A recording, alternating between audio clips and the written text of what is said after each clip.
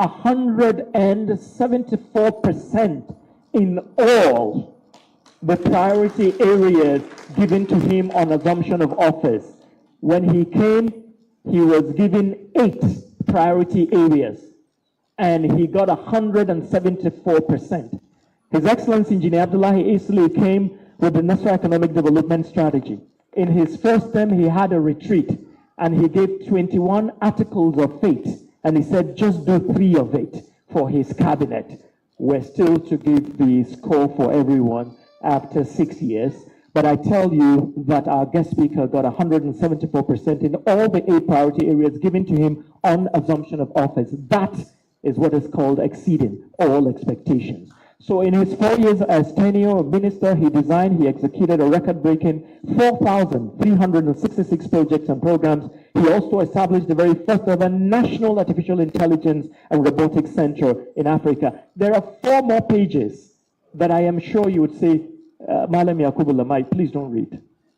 Can we give the guest speaker, highly honored, distinguished, illustrious, meritorious son of Nigeria, of Africa, one in whom this country is well pleased, and our governor is dutifully, respectfully appreciative of your presence. My singular honor to call to the podium Professor Isa Ali Ibrahim Pantami, our guest speaker to speak on digital economy and the ICT, the AA Sule model. So, you're most welcome. Get seated, please.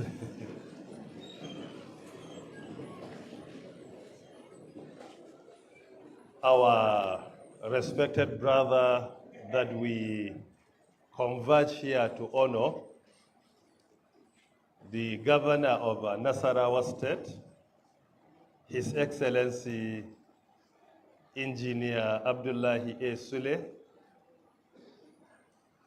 Speaker, State House of Assembly, Honorable Dalladi Jatau, members of the State Assembly here present, members of the State Executive Council here present, Secretary to the State Government, special advisors to His Excellency, permanent secretaries, senior government officials, the acting rector of MUSTAPHA AGWSI Polytechnic, Dr. Ibrahim Dauda,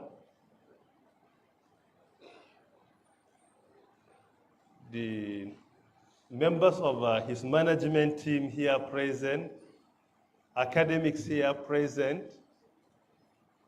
the national president of the alumni here with us, Comrade Aronye,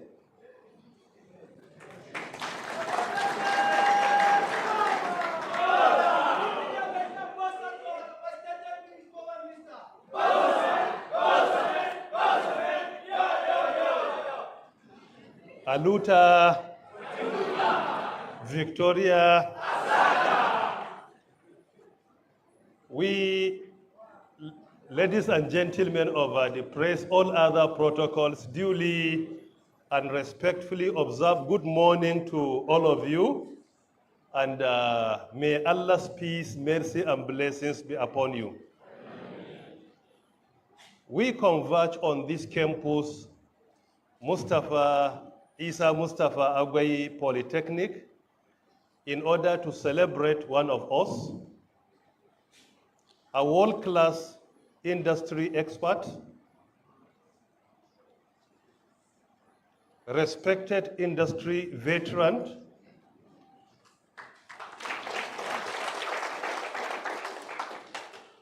distinguished policy maker, a technocrat par excellence, our respected brother and friend, His Excellency Engineer Abdullahi A. Sule, the governor of Nasarawa State.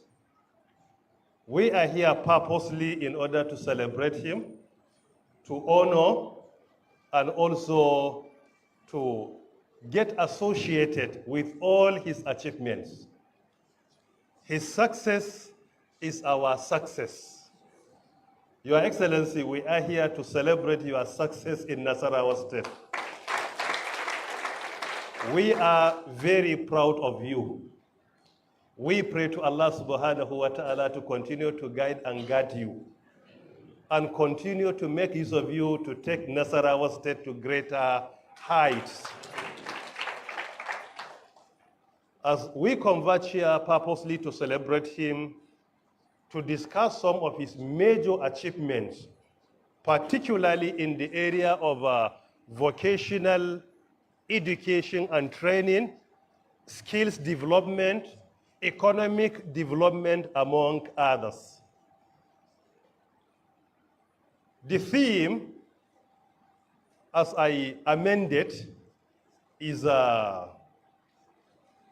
economic and skills development in Africa.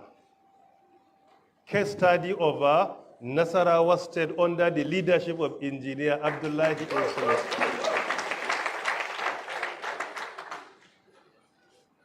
His Excellency has unprecedented achievements when it comes to skill development, economic development, among others.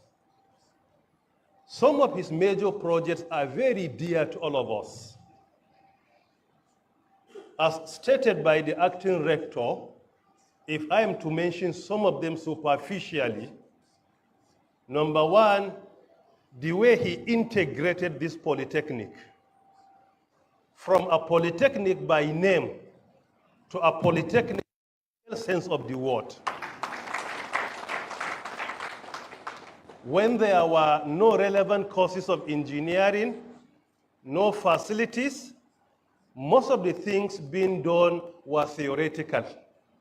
But today, because of his investment and passion for vocational and skills development, he spent a lot in order to integrate and advance the polytechnic, at least to an African standard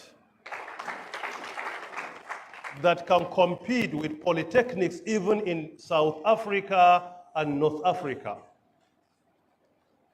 I spoke with some officials of this institution even prior to my arrival, and I was really amazed by the investment His Excellency did when it comes to facilities in this very important polytechnic. And definitely and undoubtedly, this is the only way out to our economic challenges in Nigeria. In addition, His Excellency also did a lot, invested massively in Wing Abdullahi Vocational and Skills Acquisition Institute. Last year, I was in Kiana here for a lecture, and after the lecture, I was accompanied by senior government officials, including the then SSG, to visit the Wing Abdullahi Vocational Institute, where I spent a moment there to visit so many departments, and I also interacted with the trainees in that institution. And still I have some images and some interviews I conducted with the trainees. This is an excellent investment. And this is one of the best strategies to navigate the challenges that engulf our country, Nigeria. The challenges of unemployment on one hand and unemployability on the other. Because our problem is not only unemployment, but rather we have the problem of unemployability, where students are enrolled into institutions. After their graduation, they cannot be employed. Even if you employ them as engineers, they will automatically become administrators. As computer scientists, they will only become administrators. because there is no any technical ability to do anything hands-on. Thirdly, I could recall vividly that His Excellency, because of his passion for ICT skills, digital skills, when he became the governor of Nasarawa State on the 29 May 2023, in less than 50 days in office, he visited us in Abuja, attended our event, engaged us extensively and intensively on how to work together to navigate the challenges of other Nasarawa State and support him in skills development. And this is less than 50 days in office, but he was with us, engaging us rigorously in order to ensure that skills were developed in Nasarawa State. Furthermore, his passion for women and youth, empowerment for women and youth, is highly commended because of the initiatives he comes up with. Furthermore, His Excellency is so passionate about changing the mindset of our youth. We need to change the mindset of our youth, that degrees are important, definitely, because of the dynamic nature of the modern work environment is not enough. We must get ready challenges of the labor market, and the environment is very dynamic, and we must equip ourselves with the relevant skills so that we could be able at least to put food on our tables. This could be natural with His Excellency.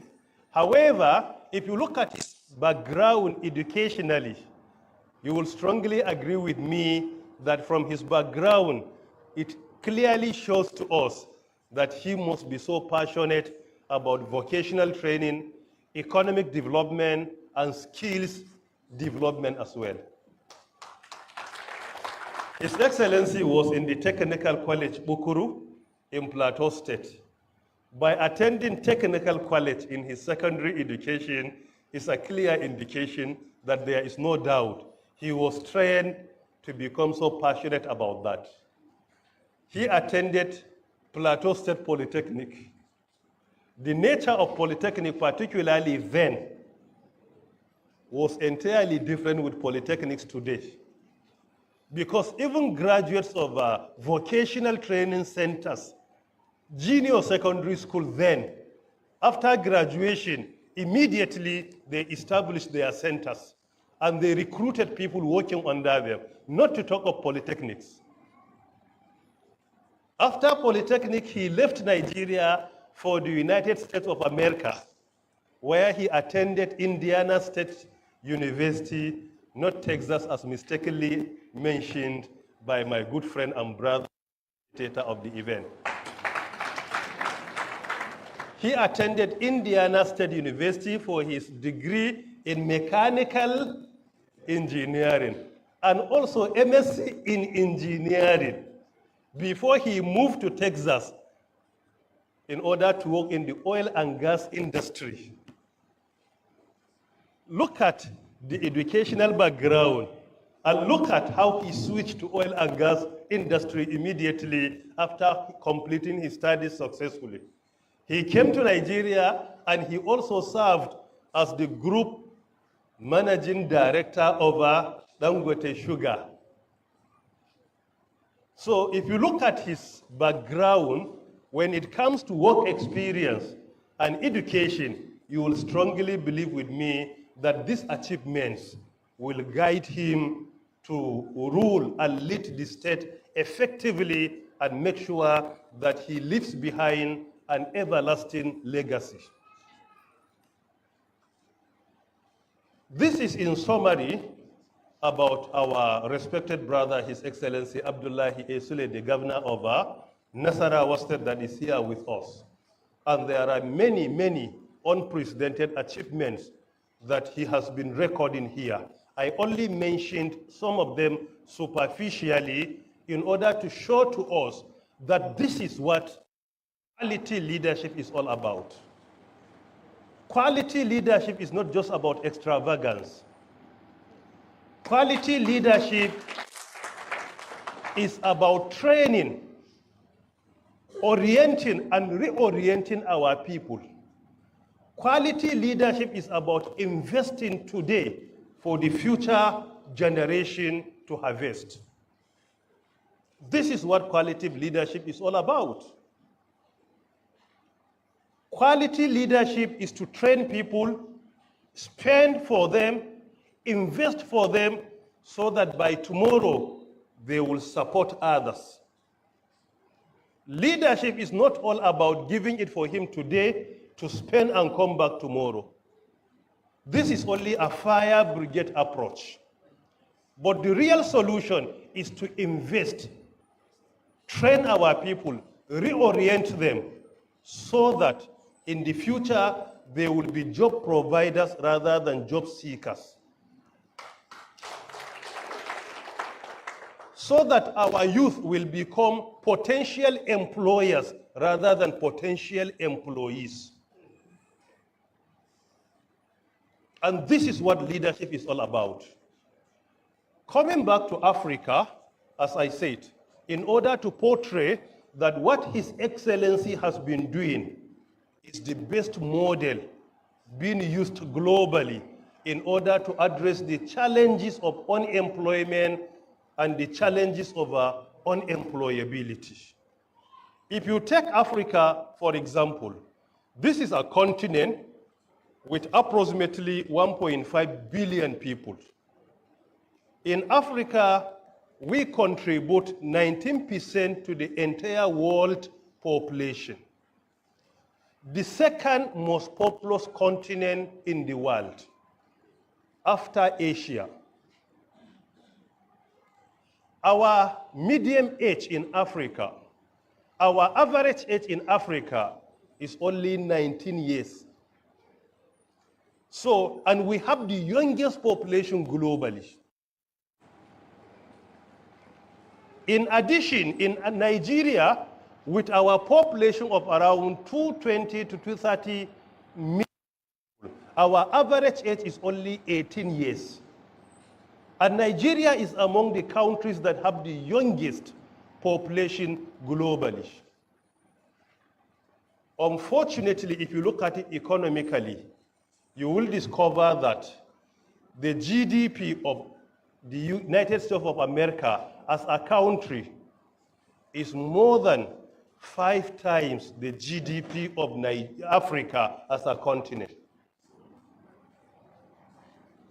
According to the International Monetary Fund 2022 report, the GDP of the USA was around 25 trillion USD, followed by China with around 19.9 trillion USD. 4 years ago, it was Germany, but now Japan is the third, Germany fourth, and India fifth, the UK sixth. So if you look at their economy, you will discover that some countries with a population of 160 to 170 million people, their GDP is higher than that of Africa, a continent with a population of 1.5 billion people. And this is highly worrisome, particularly if you can use this population to compute our GDP per head, you will discover that we will continue to struggle as long as we fail to address this challenge of unemployment and the challenge of unemployability.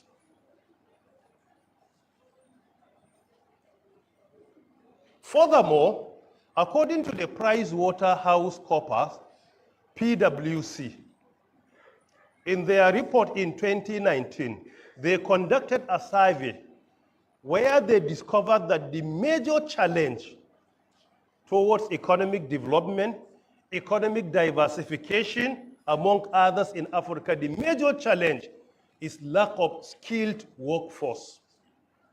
To the extent that the CEOs in Africa that were interviewed during the survey, 97% of them indicated that the organization growth and profitability was hampered, was frustrated due to the lack of skill development in Africa.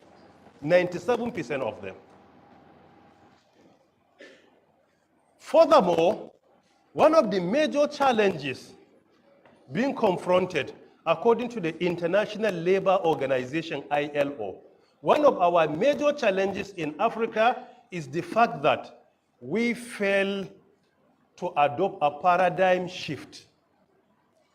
Globally today, there is less emphasis on certificates. The world is shifting from certificate-based hiring to skills-based hiring.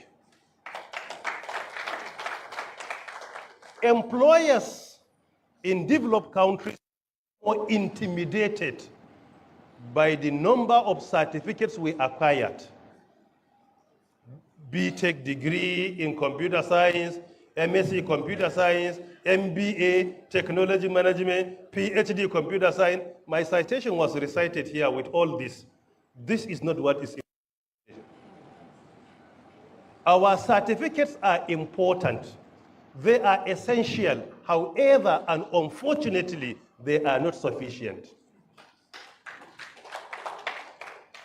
Your certificate could be the source of your employment, but unfortunately, your career progression depends on your training and your skills. Certificate could give you the job, but it cannot retain the job for you. That is the challenge. So we have certificates, and we are all happy that we have them. Our children acquired certificates. Some are still acquiring, but unfortunately, it is not sufficient. Why? Because the world is shifting from certificate-based hiring to skills-based hiring. That is why the global tech giants today, most of them do not care about the institutions you attended. They are more important on what you can bring to the table. And they don't even ask for you. They are more interested in knowing what can you do. Only 3 months ago, Elon Musk announced on his X account that they were looking for people with that excel in coding. And he said that we don't care about your certificate or your university. Just send to us the sample of what you have been doing. That is all what we need.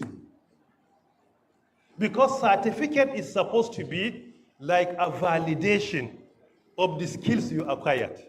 When you have the certificates, and unfortunately you don't have the skills to do the work, then the aim of acquiring certificate has been defeated completely. It has been defeated. Because this certificate is not the target. It's just like you buy a vehicle and they give you your own receipt. That receipt is your certificate. It is an evidence that you own this vehicle. You paid for it. You are the owner. But it is not in any way what you are going to use. It is only a paper documented in order to show that you are the owner of this vehicle. If I take the vehicle away and I leave you with the receipt as a paper, it could not be of benefit to you in any way. So certificates are important. However, we go to schools not because of the certificate, but to go through a training and retraining. And that training is more important than that paper that will be given to us at the end of that training. But today, our focus is mainly on the paper. I'm a graduate. Your son could graduate after his NYSC. As long as you fail to get any employment for him, he will spend 24 hours at home, chatting, browsing, watching television. To the extent that he could not be able to buy even broadband, you have to buy for it, for him. This is our situation.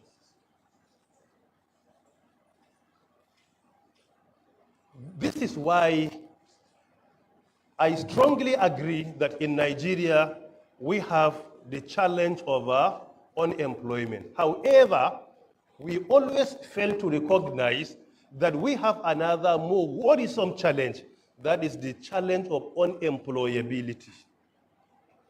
A graduate of electrical engineering, when you employ him, he cannot do the work for you.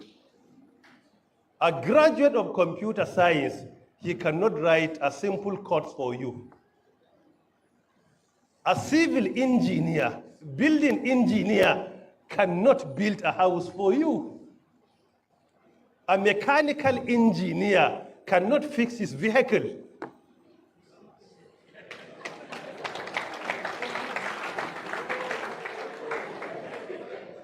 Oh, some of you are looking at His Excellency. But because of the background I earlier mentioned with His Excellency, I said, what did I say? I said, Prof, industry expert, industry veteran. So because of this, you can only look at His Excellency and remember the way he is lamenting every day about the challenges I am discussing today.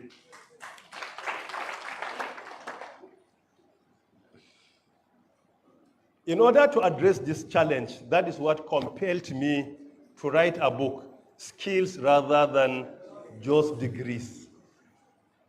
Skills rather than just degrees. We are not undermining degrees as I mentioned in that book, but the wisdom behind writing the book was to confirm to us that degree is not sufficient. It's important, but not sufficient. That degree, if we acquire it, it must be overloaded with skills. Empty certificates are not beneficial. That certificate must be overloaded with skills. And this is what is important. And if you graduate from your university, you will discover that there could be some vacuums when it comes to skills. So you have to go and fill up this vacuum. And it happened to all of us. When I graduated from university in computer science, I had to enroll in Cisco certification to get the hands-on training of even networking and many more, because we couldn't get sufficient training during our degree program. I enrolled in Cisco certification. I obtained up to 4 certifications in Cisco. And I worked in computer center where our main work was on technical training. It is after getting that training, I switched to academic line. But I had to spend more than a year in order to obtain these certifications, because certifications give you more technical training than certificates.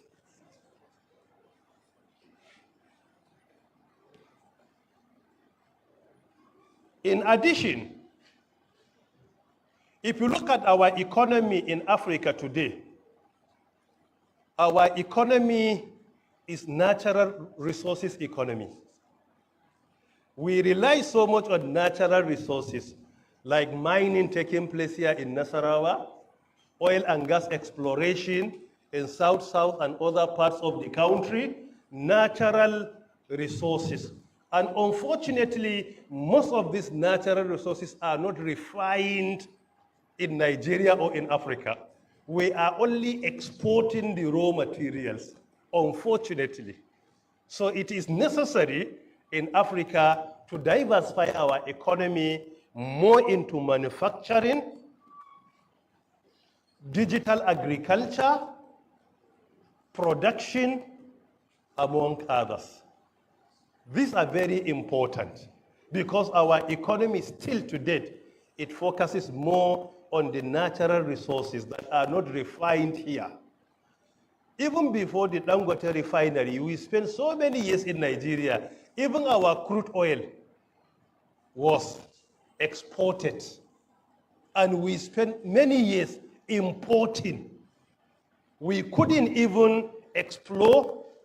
We couldn't produce even our own oil and gas here. We were only exporting petroleum.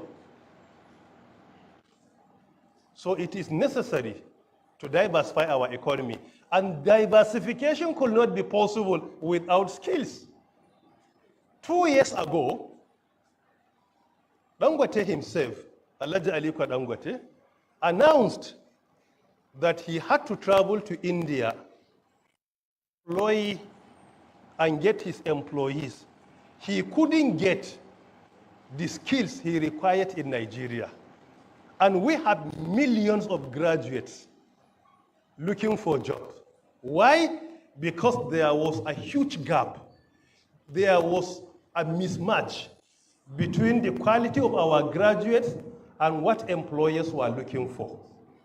This mismatch is being addressed, but it's not sufficient. If you look at one of our challenges in Nigeria in specific and in Africa in general, according to the World Bank, is the fact that today, because of the dynamic nature of modern work environment and also the static nature of our curriculum, it is difficult to use the same curriculum and provide the jobs that are required in the dynamic environment of the modern world. Most of our curricula have been very static. Today in computer science, still in some universities, they are teaching basic programming language. Some they can spend a year teaching Pascal, Fortran, COBOL, and others. There is no harm in introducing this to students, but wasting their times in this era of Industry 4.0, learning this for 4 years is unfortunate. It's unfortunate.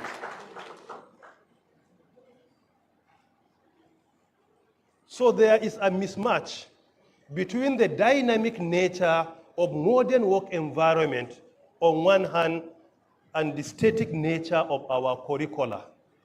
And we have to address this. And these initiatives being implemented by His Excellency is one of the most effective ways to address the issue of mismatch.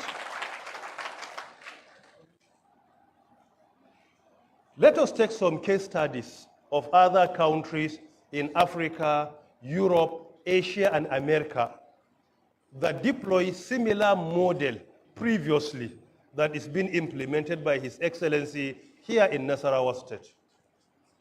In Africa, let us take only one case study, Morocco as a country. Morocco is a middle-income economy.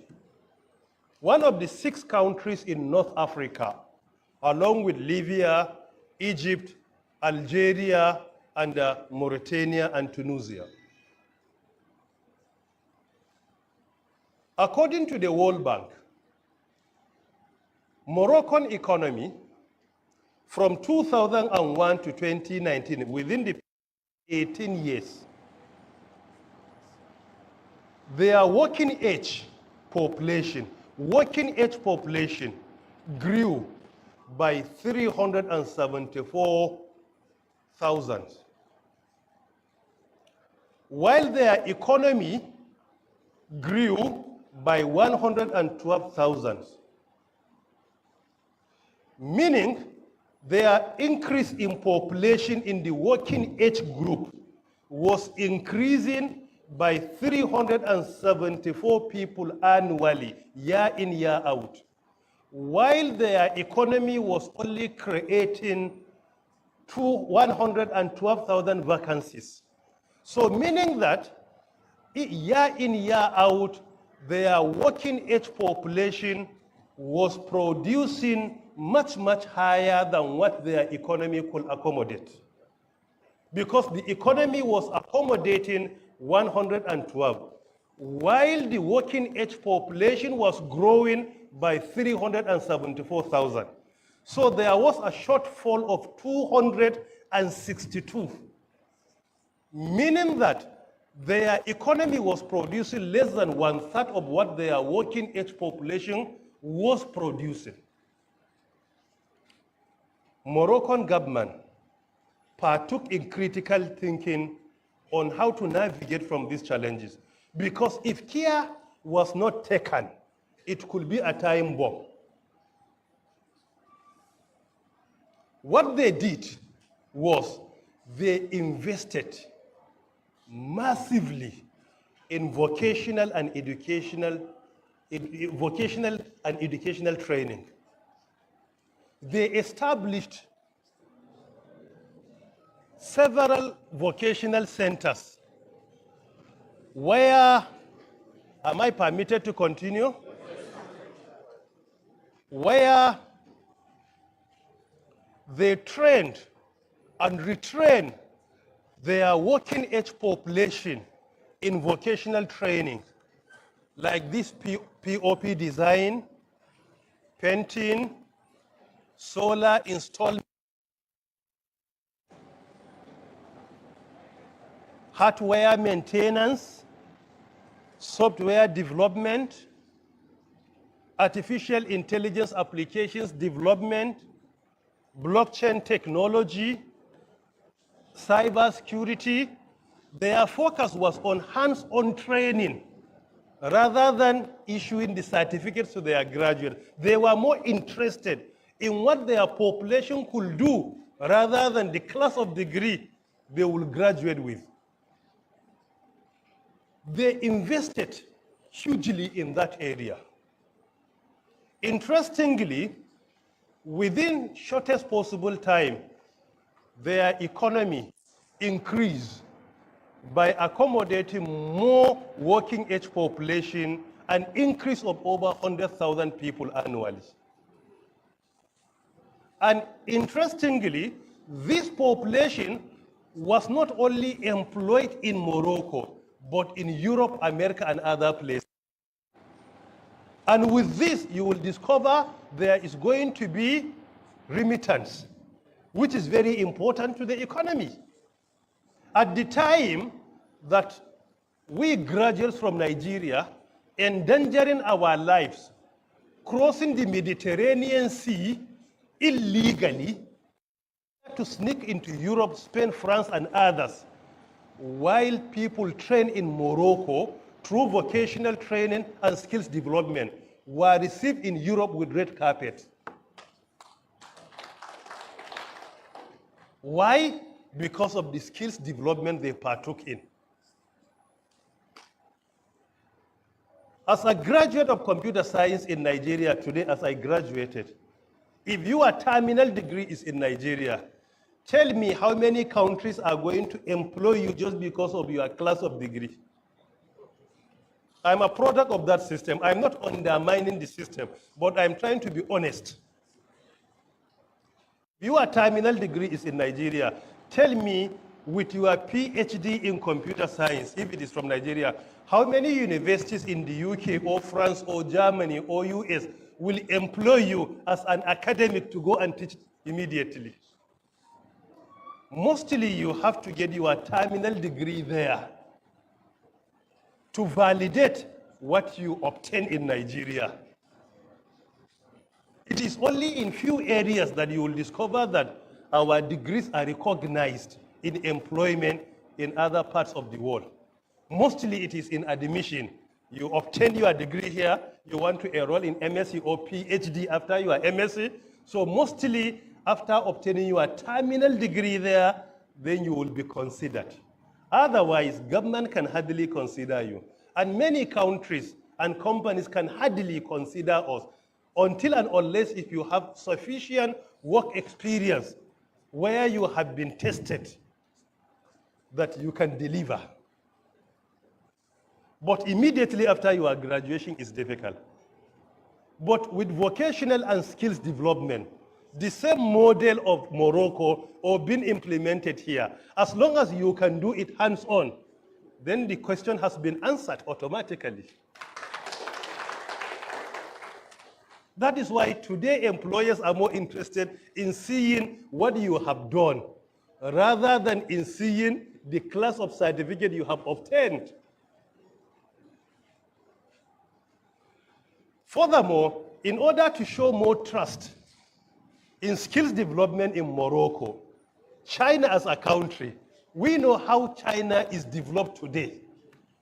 China as a country in 2019 invested 1 billion USD, 1 billion USD by establishing Muhammad VI Tangier Technology City in Tangier, around their border with Spain, around Mediterranean Sea. They invested 1 billion. 1 billion USD. In Naira, around 1.6 trillion Naira. This is the investment of China in skills development in Morocco. So by implication, they invested with the anticipation of producing more workers in Morocco that can go to any part of the world and get employed. And that serves as another shock observer in addressing the challenges of unemployment, unemployability, among others. In addition, because of that model, countries like Canada established expedited visa processing system for the citizens of Morocco. Because of their skills, their system of visa application is something that is very easy. Why? Because they will contribute to their economy. They are not a burden to Canadian economy. They will contribute. People with skills will contribute to your economy. This is what brought even about categories of visas in America.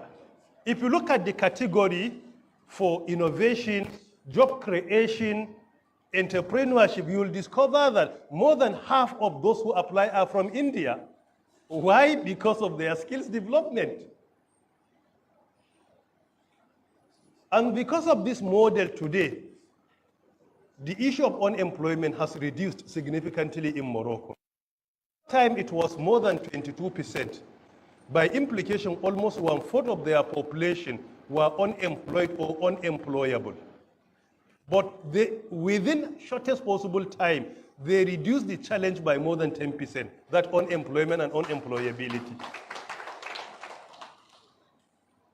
And now you will discover that when you see their statistic of unemployment, you'll discover are people that are not interested in doing any job. Because sometimes Arabs behave like that. Some will say, I'm not interested in doing any work. So they are inactive, even though they are within the working age population. Working age population differs from country to country. However, the general is from the age of 15 to 64. 15 to 64. Anyone who finds himself within this age bracket is within the working age population. This is in Africa. Go to Europe. There are so many examples in the United Kingdom, in France, in Finland, even in Switzerland. Switzerland, based on the World Economic Forum report in 2022, Switzerland has the highest and most skilled workers globally.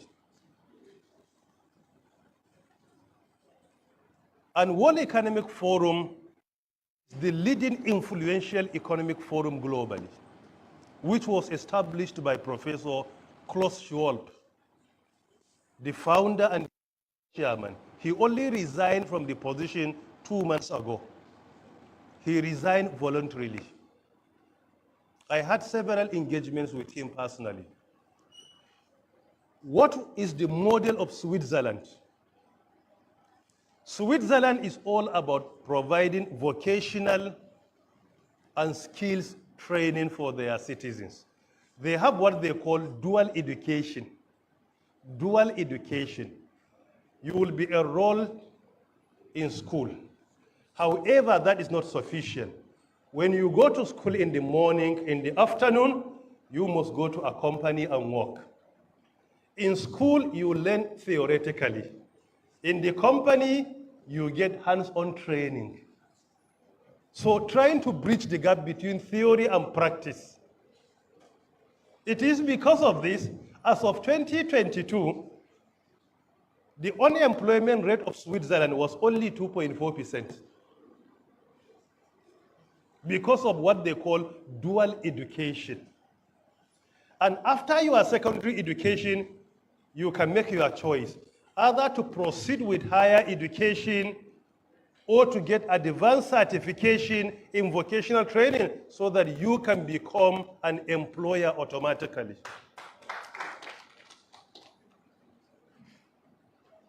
More than half of their population, the second one is their priority. After their secondary education, they switched that. And, but in Nigeria today, we are so much addicted with degrees, including my humble self. I'm not exonerating myself. This is our upbringing here. You have to get degree. After degree, they say you should go higher and get a higher degree. After MSc, they say, so why not PhD? We have many PhD holders that are unemployed. And unfortunately, some are unemployable. After your PhD, the day you graduate from your PhD, in that area of your research, you are the global expert. You are the #1 global expert the day you graduate. How can a PhD holder is more interested in becoming a potential employee rather than a potential employer? Someone who happens to be the global expert in that area, #1 out of 8.2 billion people in the world, you are #1, but still yet you are updating your CV roaming about. Unfortunately, I'm also inclusive. Because after my graduation, I returned to university in Nigeria before I was employed by Saudi government. This is the situation. Why? This is our upbringing. That is why we need to change our mindset. There are more opportunities outside government employment than in government employment. Usually when you are in government employment, it's only to get your meal ticket and continue to struggle. The highest you can attain is to attain a moderate living condition. But if you are looking for money, absolutely it's in the private sector. It's in being an employer, not employee. That is just the reality. In the private sector, being an entrepreneur, being an employer, within a month, if Allah blesses your business or your struggle, you could get within a month more than the entire package of an employee from the day he steps in to the time he retires at the age of 60, 65 or 70. That is the reality. From working under government at all. But we must agree that life is division of labor. Some can be in government, some can be in agriculture, some can be in private sector, some can be entrepreneurs. So we have to agree that life is nothing but a division of labor. There is no single system that can accommodate all. So you have to get ready to the extent that after your graduation, with or without employment, you could be able to live and have a stable life is very important. So this is the Swiss model. And today, the highest in the last 20 years, the highest unemployment rate they attained was only 4%.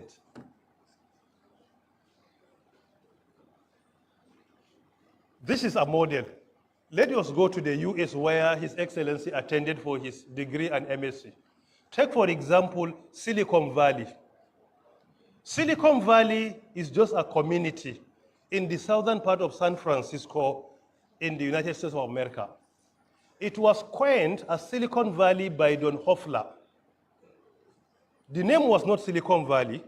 One of the leading innovators by name Don Hoffler coined the name as Silicon Valley because at that time there were some startups, small companies that were using silicon chips to produce semiconductors.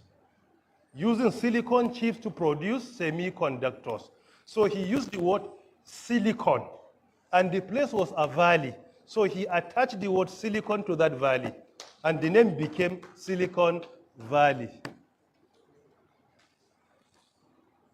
Silicon Valley is being considered as the global innovation capital, the innovation capital of the world. Because if you look at most of our tech giants that excel in innovation are in Silicon Valley, like Apple company, like Meta, the mother company of Facebook, WhatsApp, and Instagram, Silicon Valley, like Amazon is Silicon Valley, Google company, all of them are in Silicon Valley. So Silicon Valley produces people like Elon Musk, people like Steve Jobs, people like Jeffrey Bezos, among others. They are all products of Silicon Valley. According to the International Monetary Fund, in 2018, if Silicon Valley were a country, based on GDP per head, GDP per capita, it will be number one in the world, ahead of Luxembourg and Singapore. Because Luxembourg, up to this moment, is number one in GDP per head. Their GDP per head is approximately 112,000 USD. Averagely is their per head. When you divide their GDP collectively with their total population, you will find an average of 112, sometimes up to 118,000 USD, US dollars. So if Silicon Valley were to be a country, it will be number one in GDP per head, because the GDP of Silicon Valley in San Francisco under California will be a minimum of 128,000 USD. So you can see it is even higher than that of Luxembourg, Singapore, and Qatar. Why? Because of the way and manner they promote innovation, skills development, among others. If you go to Silicon Valley, I visited Silicon Valley several times, and if you go and engage, you will discover that the best model they use, firstly, is to promote government, industry, and academia partnership. Government, industry, and academia. There is an interwoven, constant interaction between government, academia, and industry. But today, unfortunately, some of us in government do not care about what is happening in the industry or in academia. In academia, I am one of you. As academics, sometimes we consider people in government as our enemies. While industry today, because of the lack of ease of doing business, lack of enabling environment, and there is no constant interaction between government and industry, you will discover that we come up with so many policies that are frustrating the industry. While there is no country that will develop without the private sector, it's practically not possible. A country like Nigeria, our entire economy is a private sector economy. If you look at our national aggregate demand, all the 36 states in Nigeria plus federal government, we are contributing less than 9% to our national aggregate demand. More than 91% is being contributed by the private sector. So the economy entirely is a private sector economy. If there is no constant interaction, how can the government provide the enabling environment for the private sector? Government should not come up with any policies without engaging the private sector. Let them sit down and engage and agree on how this can be implemented. If the environment is hostile, there is going to be a very poor economy, unemployment, unemployability, among others.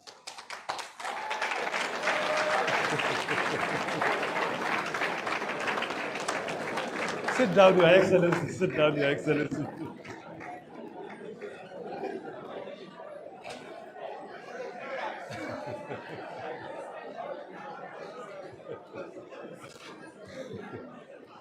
So it is important to adopt this model, government, industry, and academia relationship. Government should provide the enabling environment, come up with policies that are friendly to the private sector, attract more investors. Regulatory bodies should be very flexible. No regulatory instrument should be static. It must be flexible. As long as it will bring situation, we must make it flexible. That is why, while I was the DG in NIDA, I inherited that their regulatory instrument could only be amended. We had to review and come up with a new rule-making process. As long as private sector is frustrated with our regulatory instrument, it can be amended within 24 hours. Because regulators are supposed to promote development. Regulators are supposed to provide enabling environment for the private sector and to protect consumers. When regulators view themselves like they are an opponent to the private sector, then the aim of establishing them has been defeated.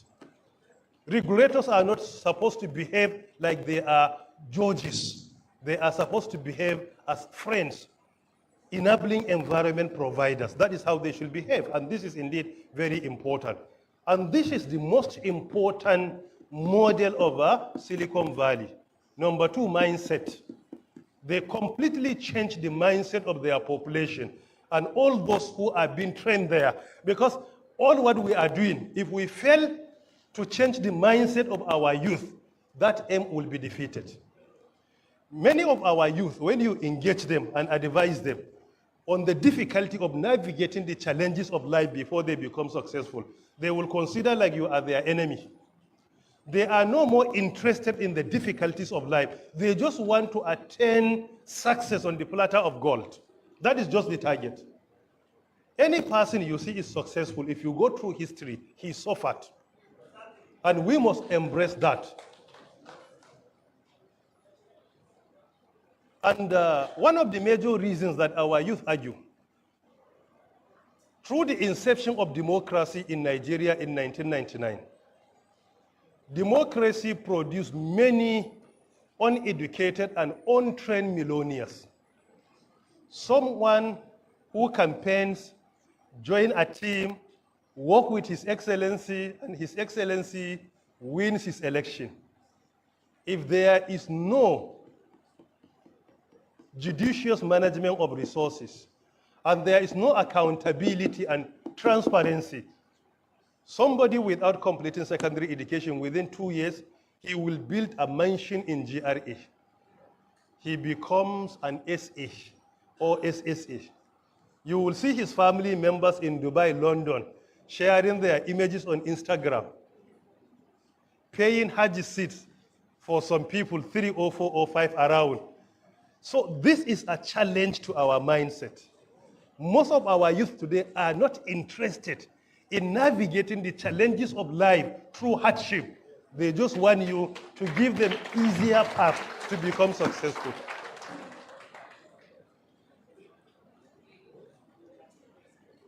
There is no harm in producing millionaires and even billionaires. If each and every Nigerian will become a billionaire, wallahi, I could be among the most happiest people. People living in a good condition. However, we must change their mindset to know the difficulty of life before they attain success. It's very important. It is indeed very important. That is why you will discover we have a common adage saying that what you get from inheritance has no blessing. It is not true. Whatever you inherit from your father or mother is blessed. But the major challenge, people that get this inheritance, their share of inheritance, they don't know the difficulty that their father had gone through to accumulate this wealth. When it is given to them without knowing the difficulty, within possible time, they will destroy everything. So that is why if you give money to someone who doesn't know how to acquire it, mostly he will find it difficult to know how to manage it. So changing the mindset of our youth is very important. It's good to be organizing programs like here. Invite people that are successful in life. Let them come and talk to our population about the difficulty of life before they find themselves where they are today. If you can speak with His Excellency the Governor to tell you how he suffered while growing up, some of us here could even lose hope about success in life. But unfortunately, we are not interested. That is why we cannot change the mindset except through mentorship. People that are successful should always come back home and speak with our younger ones. When you see me in that position, it's not just one day I wake up and I find myself there. No, it is not being done like that. Let them understand the difficulty and the challenges of life. Let them persevere and remain steadfast. Because success begets success. So it is important to accept the fact that we can be successful, but there are some stages and mentorship that we must go through. One of the most important training in Silicon Valley is what they call teaching young innovators how to embrace failure. In Silicon Valley, failure is not opposite to success. Failure is the foundation of success. When you fail once, you fail twice, you are only building the foundation. Maybe on the third time, you could be successful. Many people in business, they start, they fail, they restart and fail, they restart and fail until they are successful. Many people in academia is the same.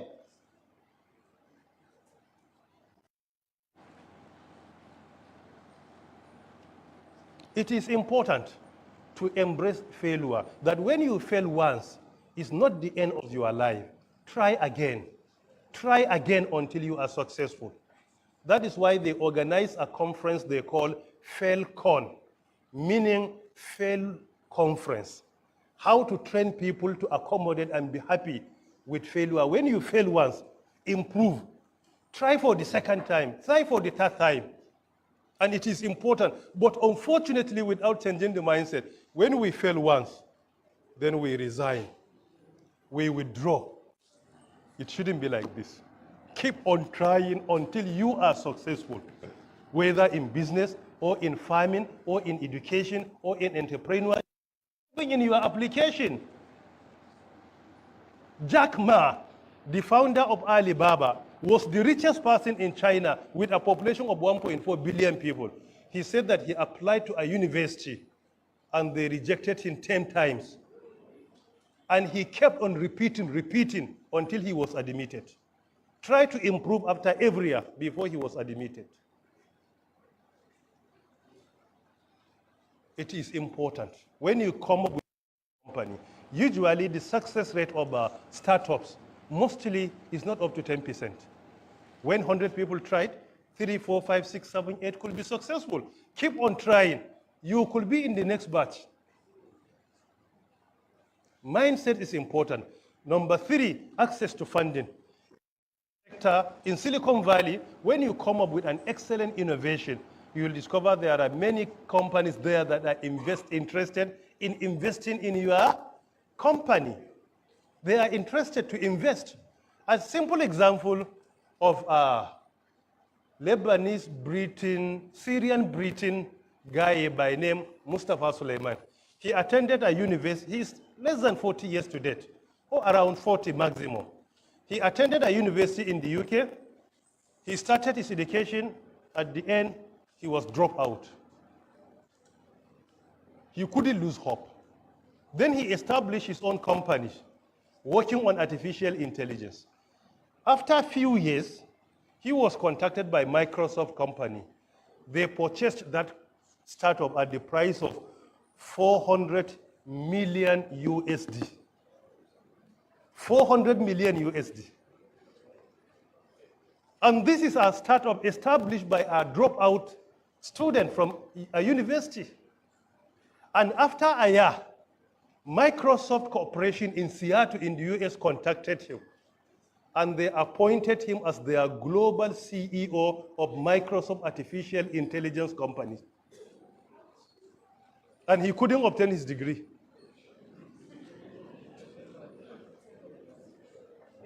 And today he is the global CEO. And under him, there are several professors and PhD holders like you and I.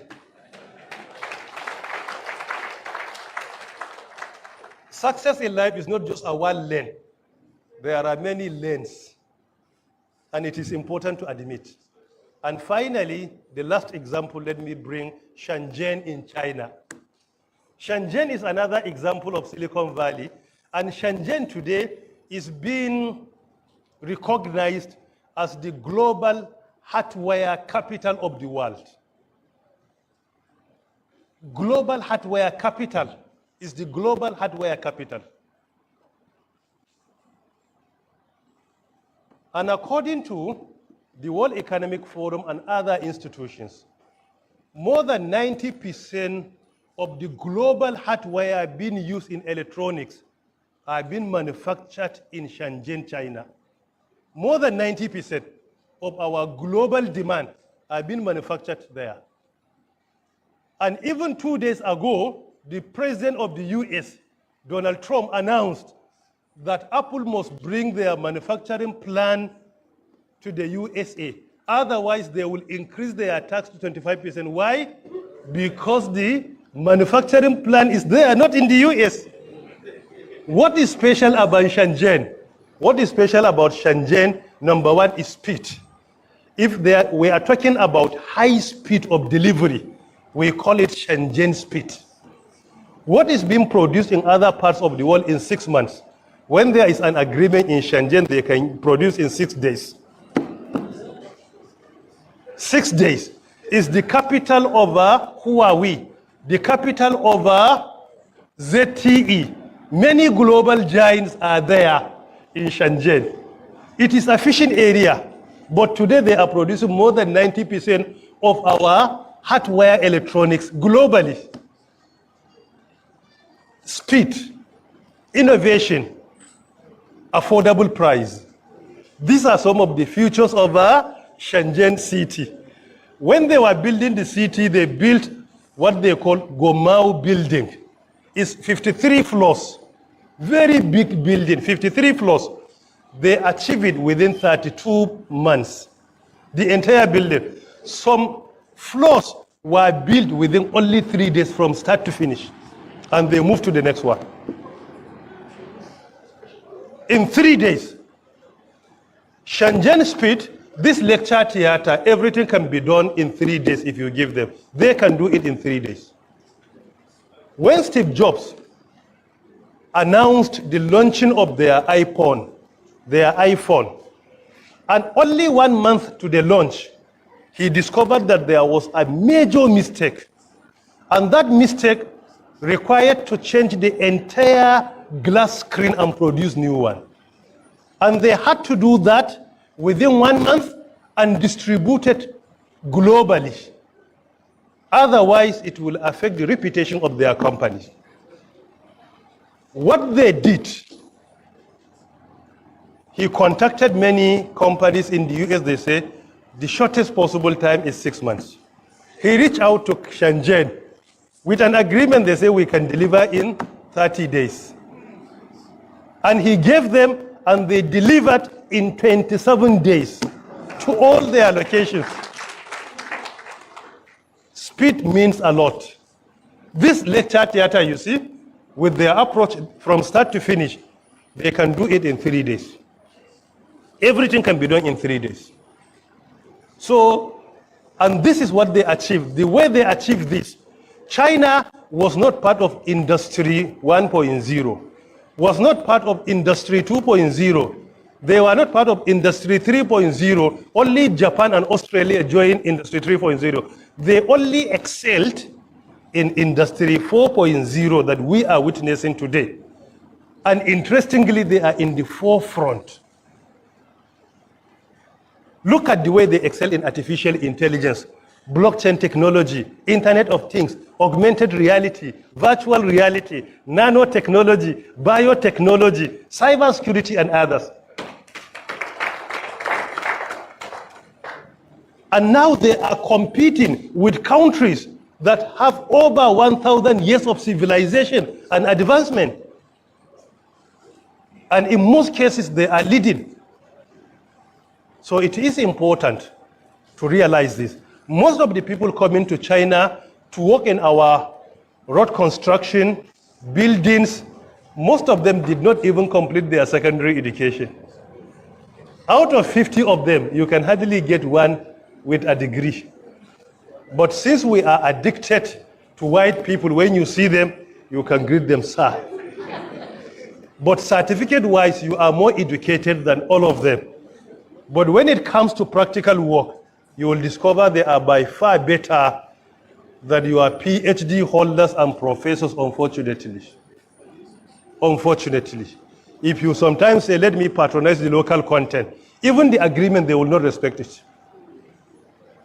I compel someone to patronize a local company in northern Nigeria in doing certain projects. They did less than 50%, they left the work. He had to use his personal money to complete the project. Unfortunately, this is our situation. So it is important to prioritize vocational training, skills development. And my conclusion, when it comes to economic development, we should focus more on number one, economic diversification. Let us make sure that our resources that we are blessed with, we refine them here. We manufacture what we need here. Manufacturing is key. Part of diversification, I encourage us to go into smart or digital agriculture. Is essential for our economy. We must try to prioritize our industries. Let us revive our industries, even through giving them tax holiday, among others. Number two, economic infrastructure. When we are building infrastructure, our priority should be economic infrastructure. Infrastructure that can bring more to our economy. When I need an office of maybe 4 by 4 meters, and I ended up building an office 20 by 20 meters, the way we are so much addicted to very big offices, the maintenance, firstly, in building that, there is not any economic benefit. Secondly, the maintenance will be difficult because instead of using a small AC, you will use central ACs, 2 or 3 or 4 of them. So that is why we should learn the culture of using small environment in building offices. Let us make sure that our huge investment in infrastructure should go to things that can bring more economic benefits, like telecommunications, like roads, like transportation. We have to prioritize. If we want to invest this, what are the economic benefits? This is indeed very important. If this institution needs only 50 offices and they built 150, there is not any wisdom in doing that. If 2 of us can share an office and we say no, we must maintain one offices, there is no economic benefit there. So sometimes we have to look at the implication. If I need 2-bedroom flat and I ended up building 5-bedroom flat, there is no economic benefit at that time. Sometimes you have to increment it according to your need. But unfortunately, go to countries like the US, you can see people like Warren Buffett living in a 4-bedroom flat or 5-bedroom flat. You can see there is no any fence outside. He can only park his car outside and enter into it. And the room is not more than 4 by 4 or 5 by 5 meters.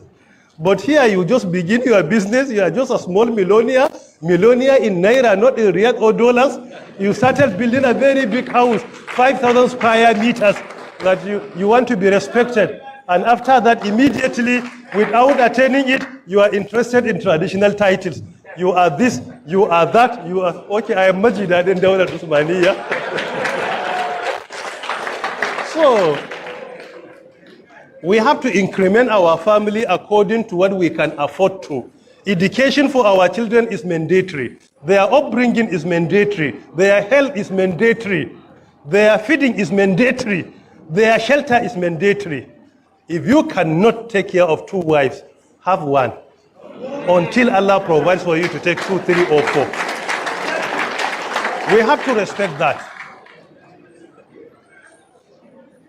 Number 3, which is also very important, is the private sector development and protection.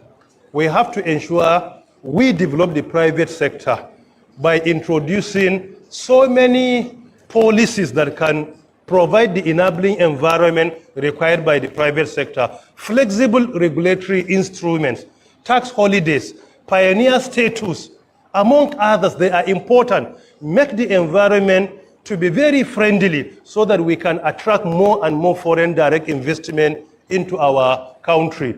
Through this, we will create many jobs, economic development, among others.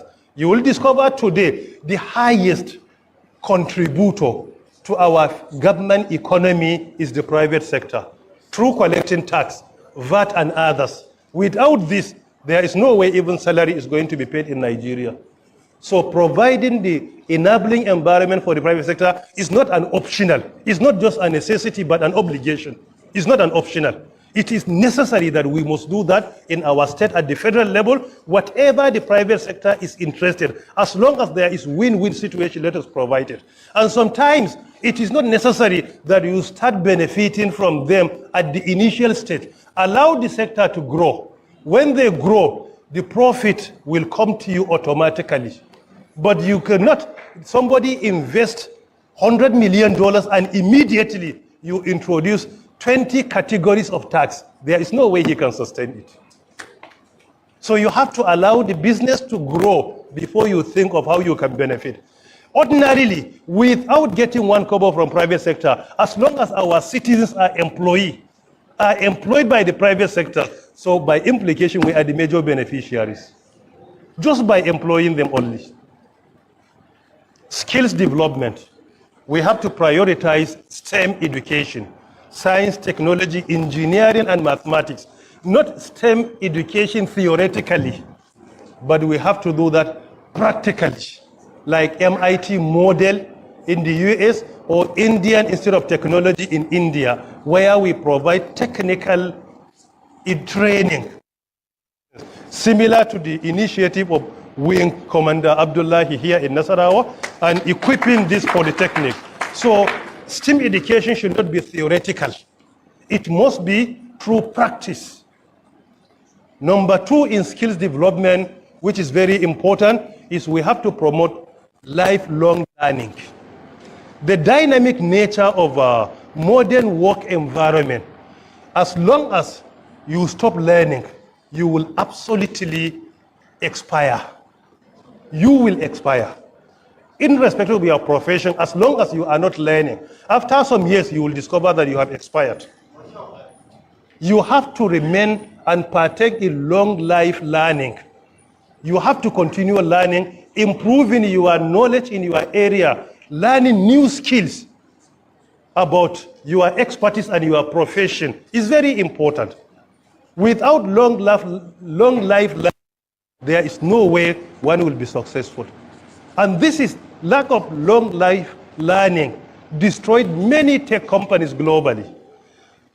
20 years ago, which phone was more popular in Nigeria and globally? Nokia, Ericsson, Motorola. Where are they today?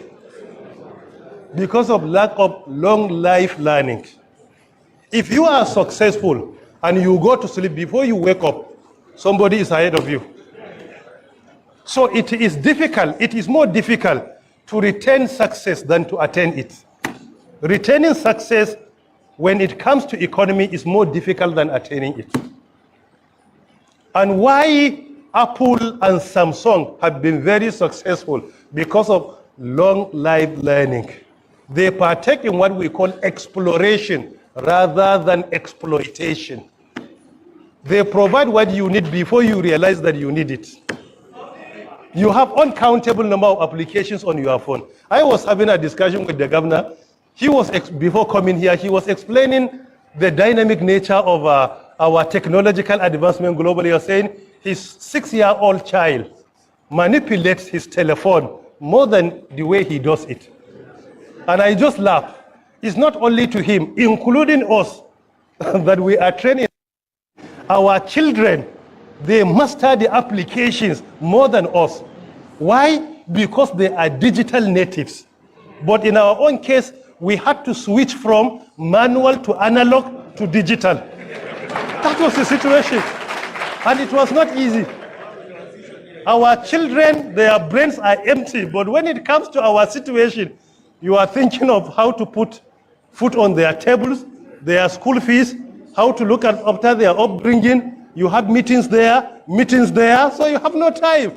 Your telephone, you only react to it when there is need. You don't take telephone when you don't need it. Only when you want to make a call, okay, where is my phone? But in their own case, while eating, they are on their tablets.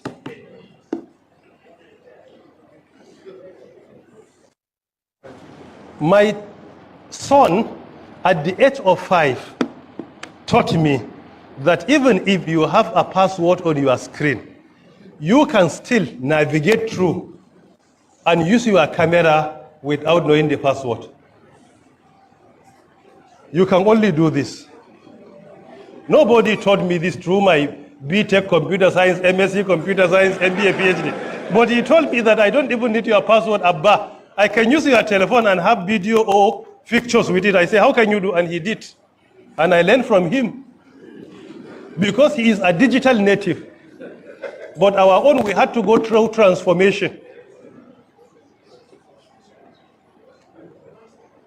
The first time I saw computer with my naked eyes, if I could recall vividly, it was in my secondary school class 6. But in their own case, even before their nursery education, there are smartphones and by implication, there are computers. So we have to make sure that as part of long life learning, our children make use of digital device for the good, not for the evil. Because these devices are double-edged sword. They could be used for good and for evil. Let us make sure we train our children to use them for good. That the way today, if you look at it globally, many people are using social media for monetization. But unfortunately, most of our youth in northern Nigeria, they are using it for blackmail.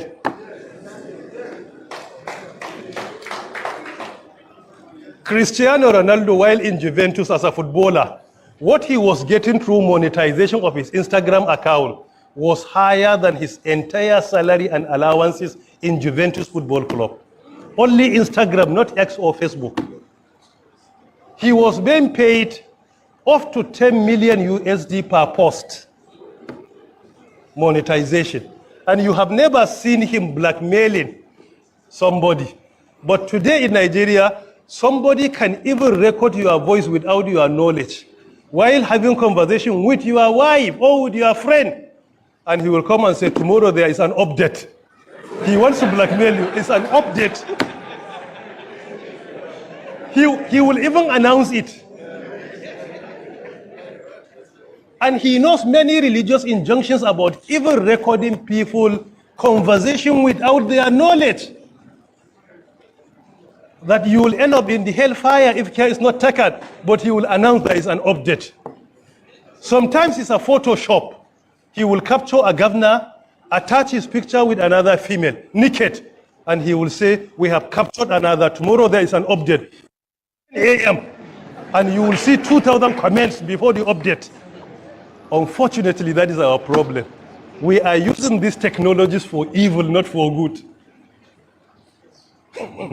Instead of your followers to monetize for advertisement, sometimes somebody can concoct something and say, you either give me this money or I blackmail you.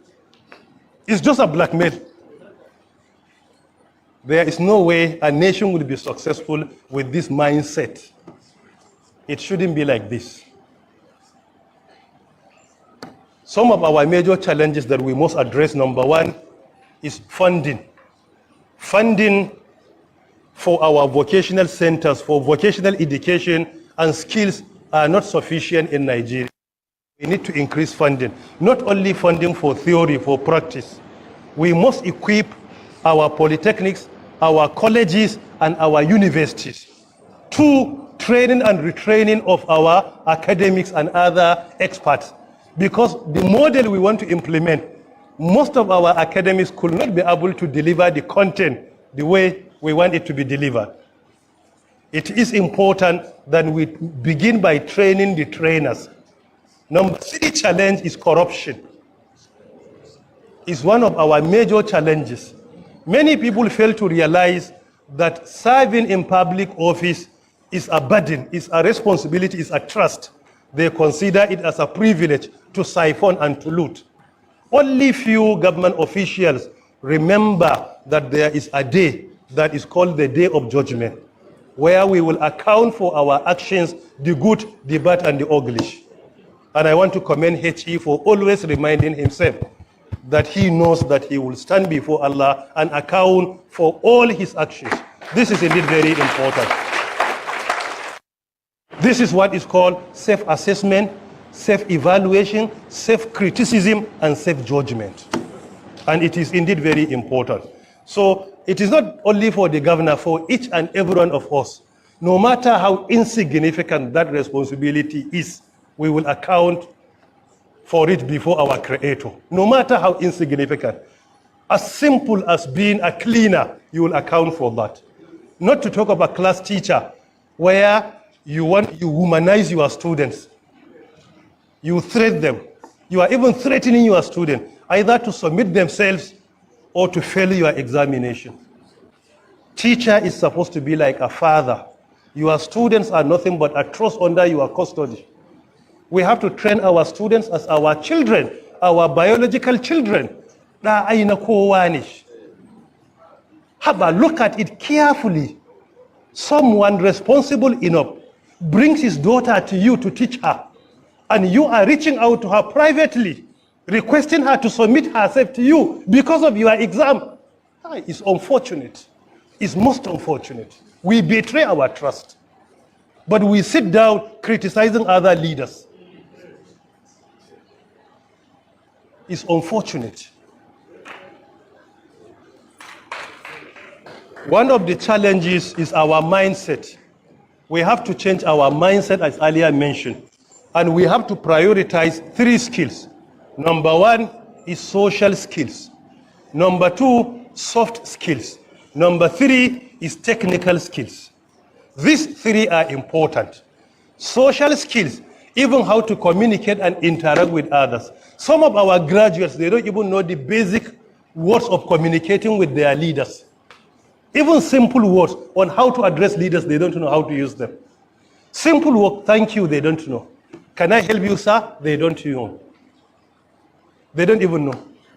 So even communication and interaction is difficult. Some, when they are elevated, they don't have communication skill and interaction skills. They behave like they are angels. Soft skills like critical thinking, complex problem solving, thinking out of the box, teamwork, among others, are critical. Then technical skills, the hands-on training. These are some of the things that we must prioritize them. Otherwise, Africa will continue to lag behind. Your Excellency, we honor you, we celebrate you, and we pray to the Almighty to continue to take us to greater heights.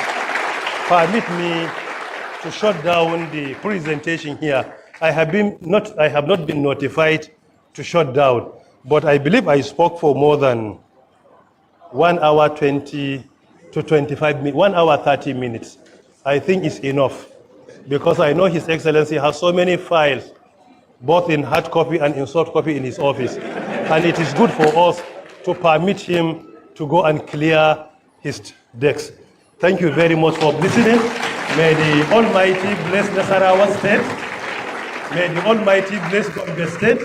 And may the Almighty bless the Federal Republic of Nigeria. And may the Almighty continue to bless our friend and brother, His Excellency Abdullahi A. Sule. Thank you, Excellency. Thank you, Excellency. Thank you, Excellency. Thank you, Excellency. Thank you, Excellency. Thank you, Excellency. Thank you, Excellency. Your Excellencies. Thank you, thank you. Can we give Thank you. for such a compelling, for such a gripping, for such an engrossing, for such a riveting, for such an insightful, for such an inspiring lecture, public lecture, the making of its kind in the honor of His Excellency by the one, the only Professor Isa Ali Ibrahim Pantami.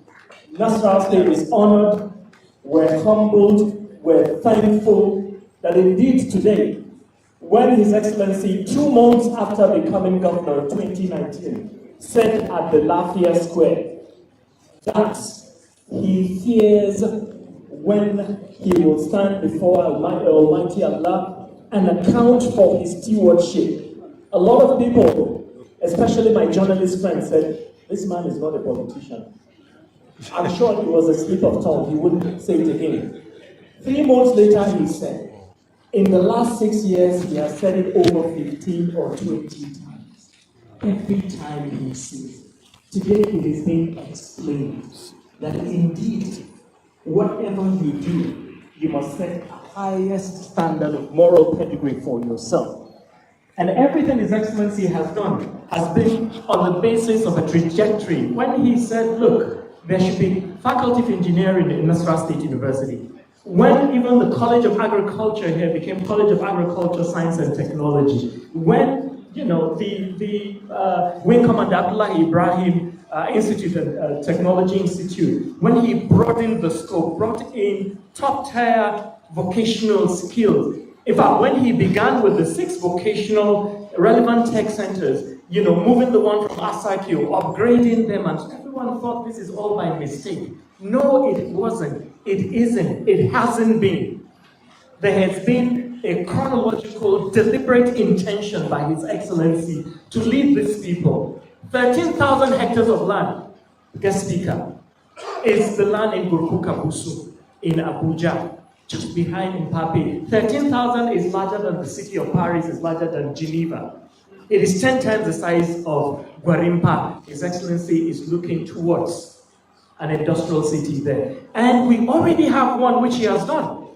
Nasarawa Technology Village. It is exactly the replica of Silicon Valley. This is basically someone explaining to you the vision of His Excellency. So when we say go and read the National Economic Development Strategy, don't stand on the basis of sentiment and contest for this office. Look at pedigree and look at vision. People say, you know, Isule is just breaking glass ceiling. No, he's changing the paradigm, and we're proud to have done that. It's been 6 years, and after that, any other person else should also try to. Yes, the Dangote refinery is 68,000 hectares in Tunga. It is the largest. It will give over 30% of, you know, it will feed the sugar industry. And when His Excellency prodded and pushed, and oil now is being drilled in Nasarawa State. All of these are components of vision.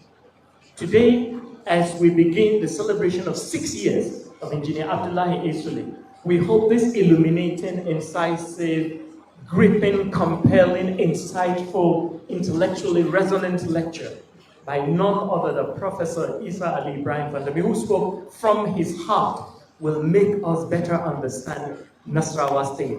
You reach number 1. How do you retain it? His Excellency said from day one, it is by exceeding all expectations. In everything you do, in your classroom, he said it is not a mantra or a slogan he has brought to Nasarawa State. It is a prayer that every citizen, wherever you are, should go beyond and above yourself. Learn more, retrain yourself. We'll play a video of 5 minutes before we call His Excellency, just to show you the mind of His Excellency in just this aspect of ICT and skills acquisition and the digital economy. But we want to say thank you so very much, our guest speaker. Again, a rousing round of applause. This has been a priceless lecture. Thank you. We're deeply honored. It is unforgettable.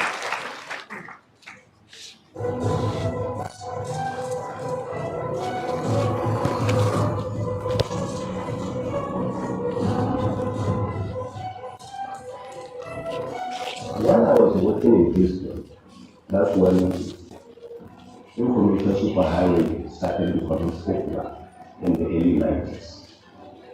That's when computers now started becoming popular.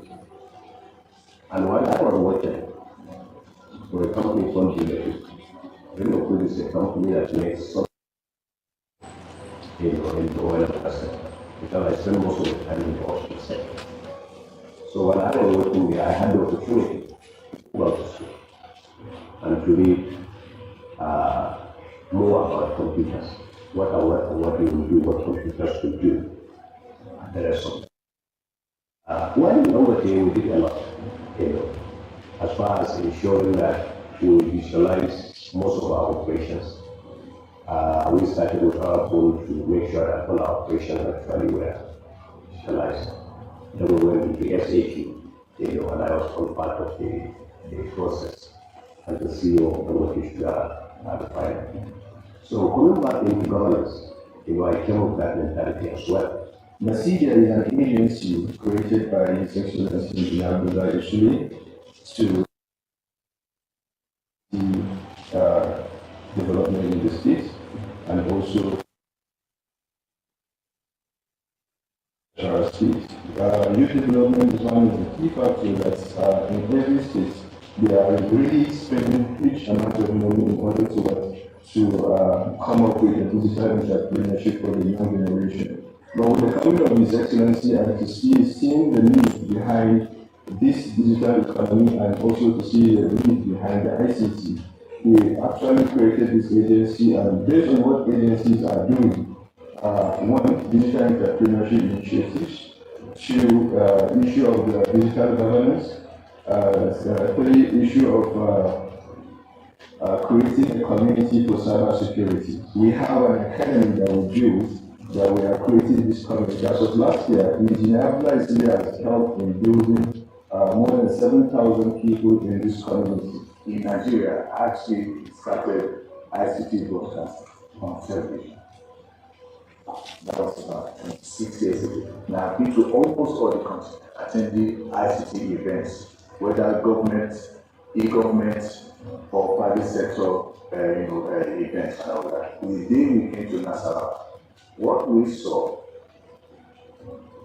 is a build-up from bottom up. When you go to other states, what you see is up down. They will buy those computers and leave it to the directors and all that. But what I saw in Nasarawa state was, very basic having access. Some of the bridges that we have to cross for ICT dissemination in Nigeria is ensuring that when there's access, there's affordability. And where in the places where there's affordability, there's no presence. Okay? But when you come to Nasarawa State, there is presence, there's affordability, and there's access. To discuss the contribution of the technology and ICT, school certification, and technical education, and also especially to my alma mater. Seeing this exception, we have contributed generously, and that is why today we get to the professionals we have raised. Accounts of the courses there are purely technical, unlike the format we have. I didn't read mechanical engineering. I didn't understand. I read mechanical technology because of the fact that it's more practical. So skill acquisition to me is key.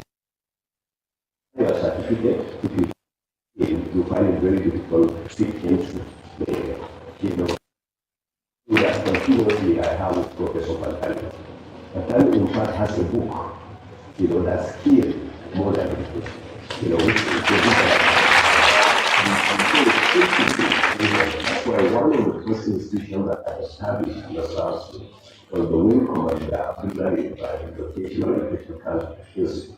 As someone who has a background in engineering, and someone who actually started working as a technician even before he became an engineer, and then he rose in the private sector with decades of world-class experience in business orientation, it became only fitting and natural for His Excellency to be the one to see how the vast untapped potentials of Nasarawa State. And he realized from the onset that it is only through harnessing ICT and skills acquisition that sustainable development, enduring wealth and prosperity can be secured for Nasarawa State. We have worked very closely with LAFIA since the period of Professor Pantami when he was at LAFIA. And now period of Inua, also we have been working a lot with them on that. In fact, part of their training with them here. We had a program where we trained our own primary school teachers and secondary school teachers that we were given a laptop each after the training in order for them to understand, the importance of digital technology. Yeah, so those are the kinds of things that we are doing in education.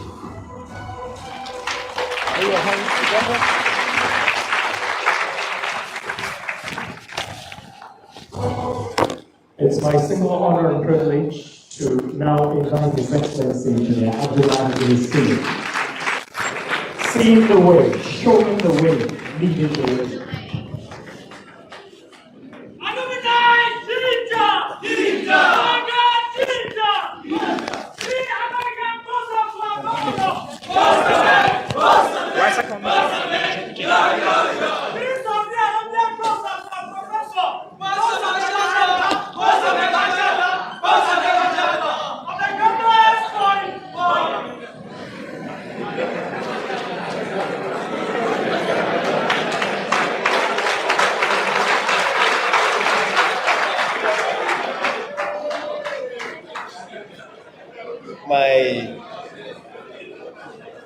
The Right Honorable Speaker of Nasarawa State House of Assembly, Honorable Allah Jatau, and Honorable Solomon Akwashiki, representing the LAFIA Central.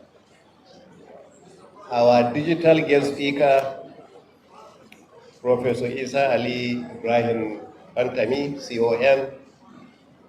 I will leave those titles on the side for the President to actually mention. Your own family who is here with us, and other members of your own delegation. The Honorable Commissioner, Special Advisor, Science and Tech, the Permanent Secretaries, Heads of Tertiary Institutions, all who are here, and agencies, our dear President of the Alumni and all your members, our dear students, distinguished invited guests, members of the press, ladies and gentlemen. Mr. Chairman of the Alumni, when you came to my office and told me that you had invited Professor Pantami to come for this event, I was actually doubting because I know if you call him, if he's coming, he will let me know. But when you told me he was coming, even I didn't believe you, because as at the time, I had not spoken with him. Today, right here, all of you here, you don't even know what you have actually gained from. You have gained from a lecture that usually is presented at Davos, at the World Economic Forum.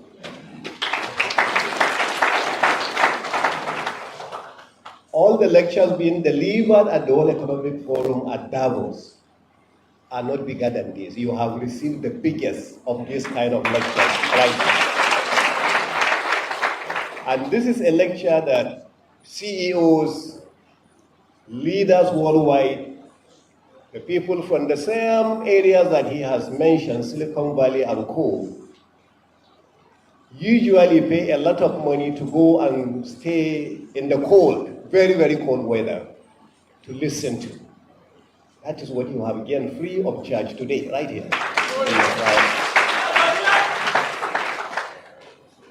And I want to ask, I hope the television stations have recorded word by word this lecture so that we can do our other citizens of Nasarawa State a favor to ensure that we sponsor it as a government so it can be played at least for 2 days so people will get to learn from what we have been presented today. When you informed me earlier that you wanted this event inside Government House, I said no because I wanted the students to hear from him. I wish we have more number of students here than what we have in here. But I wanted the entire students, the entire alumni, the rector and other members of staff to have the opportunity to hear from him and to learn from him. But I don't think it's too late. As I said, were willing to sponsor this particular lecture to be aired both on our own station of MBS as well as the NTA here, so that our people in Nasarawa State should be able to benefit. I join all of you in welcoming him to Nasarawa State, and I have listened to him speak many times, and I knew he was not going to read a speech. He was going to read directly from the heart to tell you this is the kind of speeches that are usually people have to pay millions of dollars to have. And I have had sections of some of these lectures that he did many times from him, but I've never had the complete story until today. So I'm so happy, and I'm also more learned today about what he did. In fact, when you told me he was coming, I was happy for two reasons. And I said, depending on what you are going to get today. We keep introducing him as professor. But we are not looking at his other cap. He is also Sheikh. And that other cap guides him, molds him, trains him, which is the background for the fear of the Almighty Allah, that he will stand here and tell you the truth from his heart. Because he's not afraid of telling you, he's more afraid of the Almighty Allah. And so whatever you heard from him today, you have not paid him for that. He is not expecting any payment from you for that. He has just told you, this person, the responsibility that God Almighty had bestowed on him. God has given him knowledge. And one of the questions that God Almighty will ask him, did you use that knowledge properly? So today, you can confirm that he has actually imparted that knowledge to us, and that's what he's supposed to do, so he has accepted that order.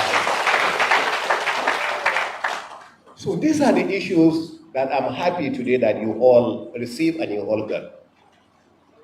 I want to appreciate him because he had to change his schedule many times just to accommodate this trip. And he had to come yesterday, for him to be part of this. That's how much respect he has for Nasarawa State, he has for me, and he has for leaders of this state. And this is something I'm not taking for granted. I want to appreciate you, I want to appreciate you, I want to appreciate you, sir.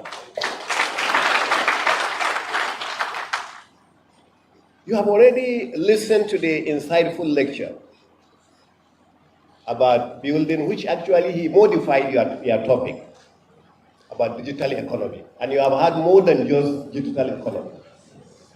What about your children, the upbringing, responsibilities of us as individuals, having skill other than just certificate.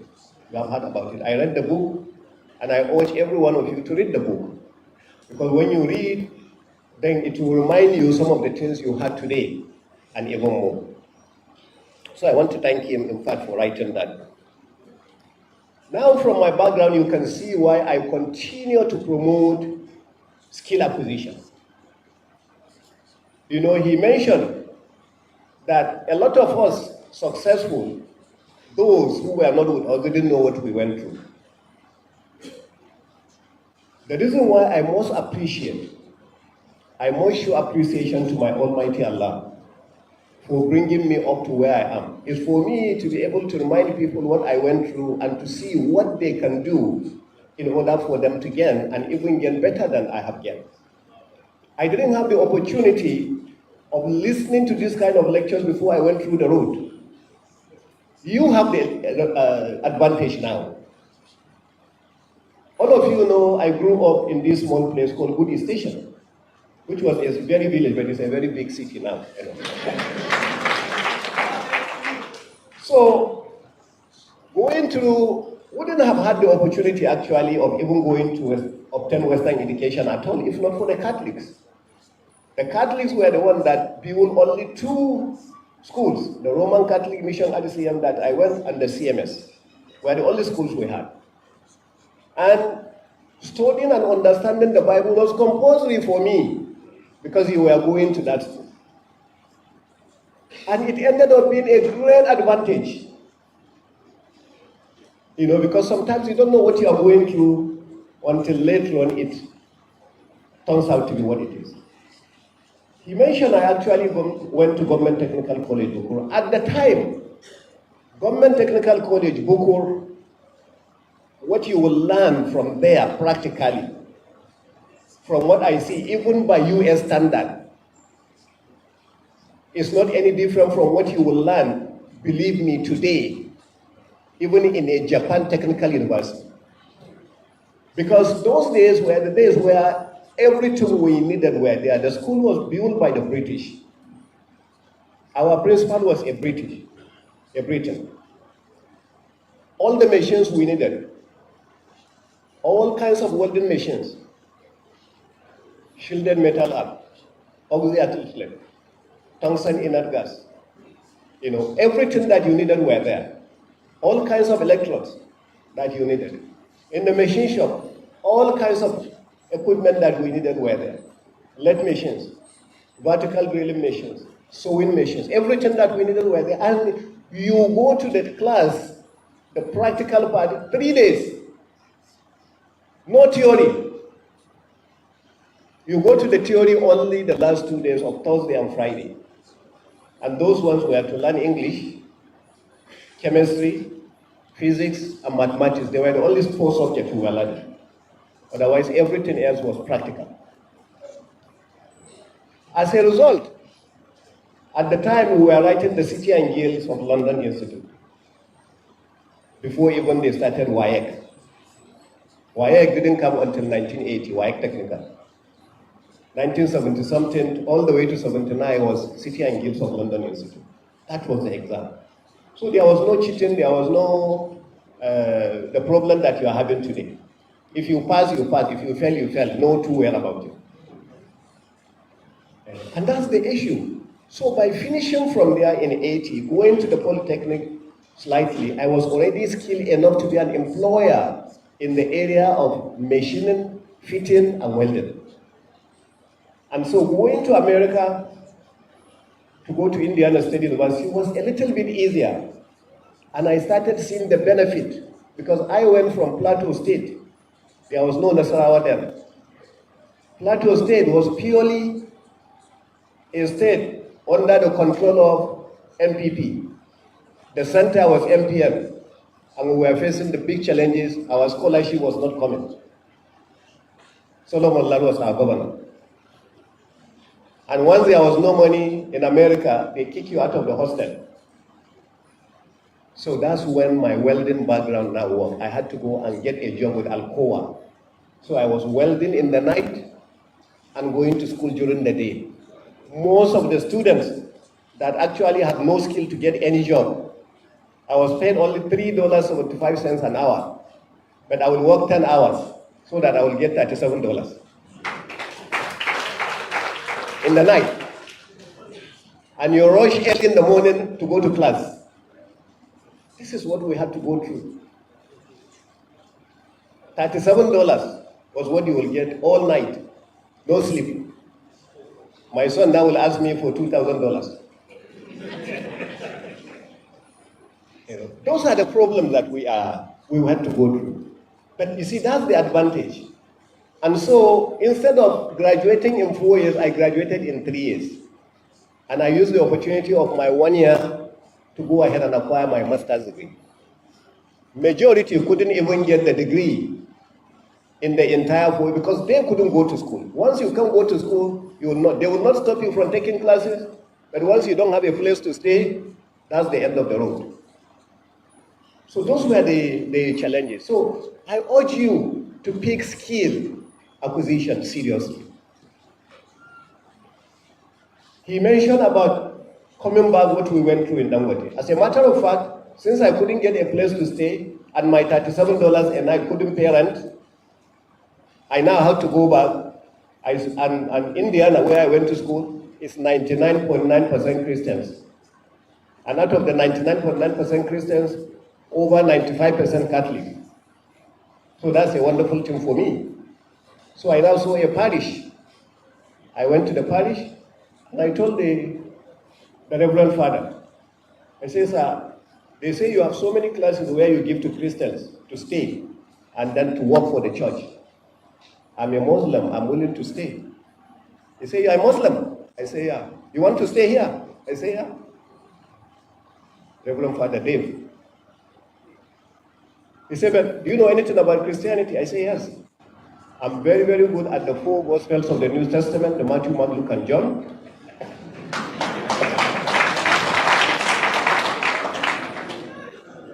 And I also understand the Old Testament all the way from Genesis to Psalms.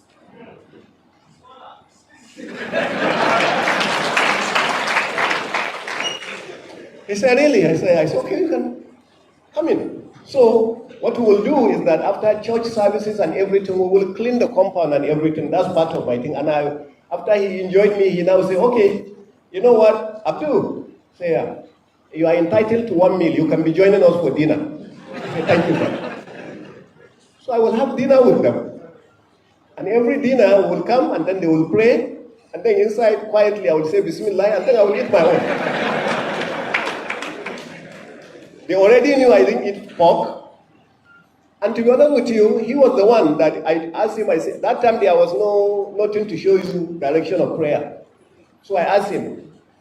He said, no, that's the direction. And he went and bought a mat for me, a carpet for me. And he said, you now pray. This is your direction of prayer. So you pray. And he never stopped me from prayer in the church, but in the housing estate of the church.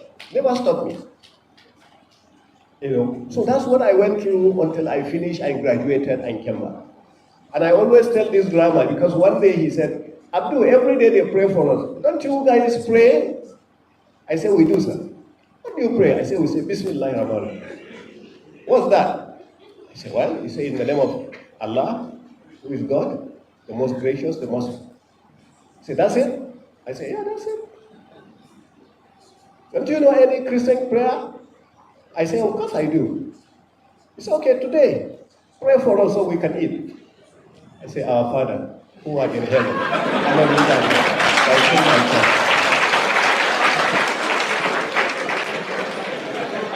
He said, Abdul, that's too long a prayer for us. We are hungry, we want to eat. Abdul, stop. Just simple prayer. I said, I did the simple prayer, Bismillah Rahman. You say, you know what? That's why I have to do this. You know, so it's very important, okay, actually for us to do whatever it is, whatever situation you go through. I only said about all this because of exactly what Professor Pantami mentioned, you know, about you don't know the challenges that people have gone through to be where they are. You don't know the challenge that he had to go through, going through a Quranic school to be where he is today. Because all you see is a minister, you know, CEO of NIDA or this and that. Look at the Al-Majri side of what he had to go through of the Quranic school. Those are the things that molded him. And that's why I wanted the students to hear from him so they will know the successes he has attained today is as a result of the obedience that he has, the character, the knowledge, the learning, the hardship that you have to go through to be where we are.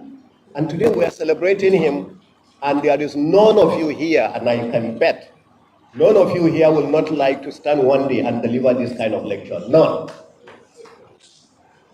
Because everyone had enjoyed the lecture, nobody was tired. And I love all the things he said about investment, because that's my background. I've been CEO of this, CEO of this, CEO of this, and you know the difficulties you go through with government. Today I'm attracting so many companies that are coming for all kinds of mining. Next time you will hear one of the commissioners has gone, I shut down a site. I say, shutting down? Why are you shutting down the site? They didn't pay bills. I said, what did they? No, they didn't pay. I say, yeah, but how do you know? Or you will hear, with due respect, the speaker, that's why I'm happy the speaker is here. You know, members of the House of Assembly going to a site, an oversight function, they're shutting down the site. I say, no, we cannot do that. You will send the people away. They will be scared. We have to attract them. And he made a statement, the categorical one, the biggest opportunity we had, the biggest benefit we had, they have employed our people. Not just employing them, they are training them. I was in Dangote.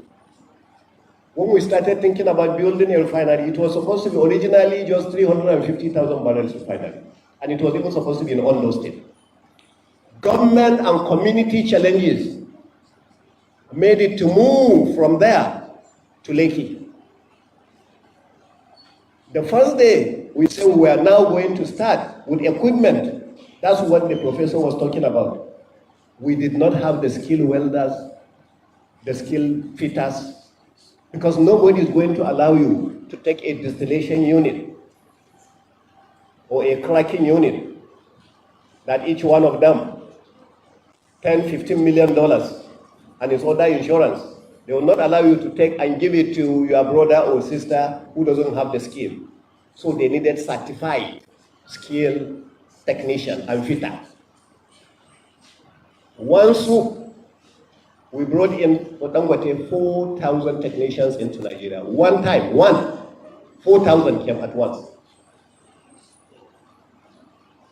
By the time I left the company, I was told later on that they had close to 9,000 that were they brought. This would have been Nigerians. This would have been citizens of Nasarawa State. And that's why when I came and said, this institution, the vocational and technical institution, we must have this type of people. So that one day, if we are building another one, we can now say, go to Nasarawa State, you can find those kind of certified technicians. That is the dream. You don't have to go to India. It's easier for him to come to Nasarawa than India. This morning, just this morning I woke up. I received a video message from my former boss, George Edwards, the former vice president of BP Amoco in the US, in Houston, Texas. The biggest facility with over 4,000 employees, again, at one spot of Amoco then, when BP bought us over. He sent me a video to congratulate me. And what is this video about? The video is about the Chinese government making a decision, a commitment now in China, that they are going to build an EV factory, electric vehicle factory, in Nigeria. And why are they building it? Because they have discovered huge potentials of lithium in Nigeria. And they mentioned 3 states. And the first state, they say the highest in Nasarawa State.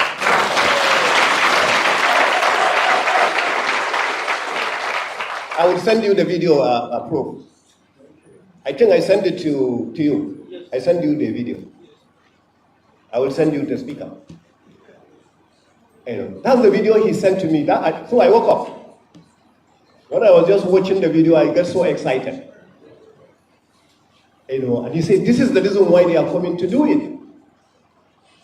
So they are looking for a place, one, with the greatest potential. They want to cut down the cost. When they come, where I visited China, I visited CATL. CATL is the biggest buyer and producer of electric motors batteries. Currently, they control 40% of the total market worldwide. I also visited Kamat. That is number 4 in the ranking of the biggest buyers of lithium. Only is the investors from here that took me there. They want to convince me to give them the good environment to work in Nasarawa State. So Nasarawa State didn't even pay for, you people didn't pay for this.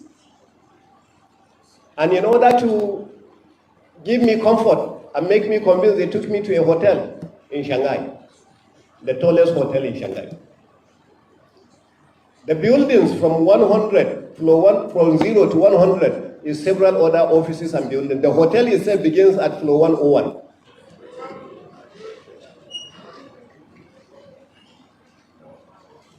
I have worked for oil companies, I've gone around the world, but I've never stayed in a room like that in my life. In my life. If I have money again, I will visit there.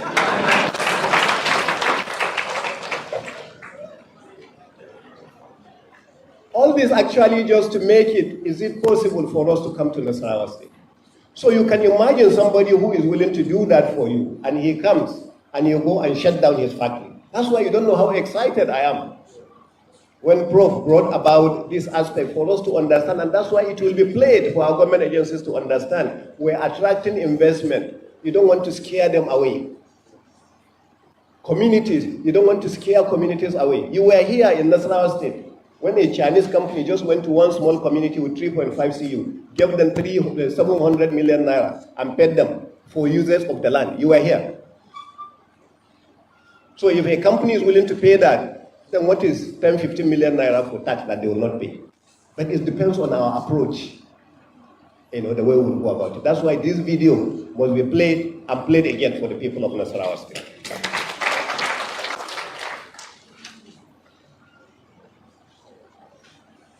I want to conclude actually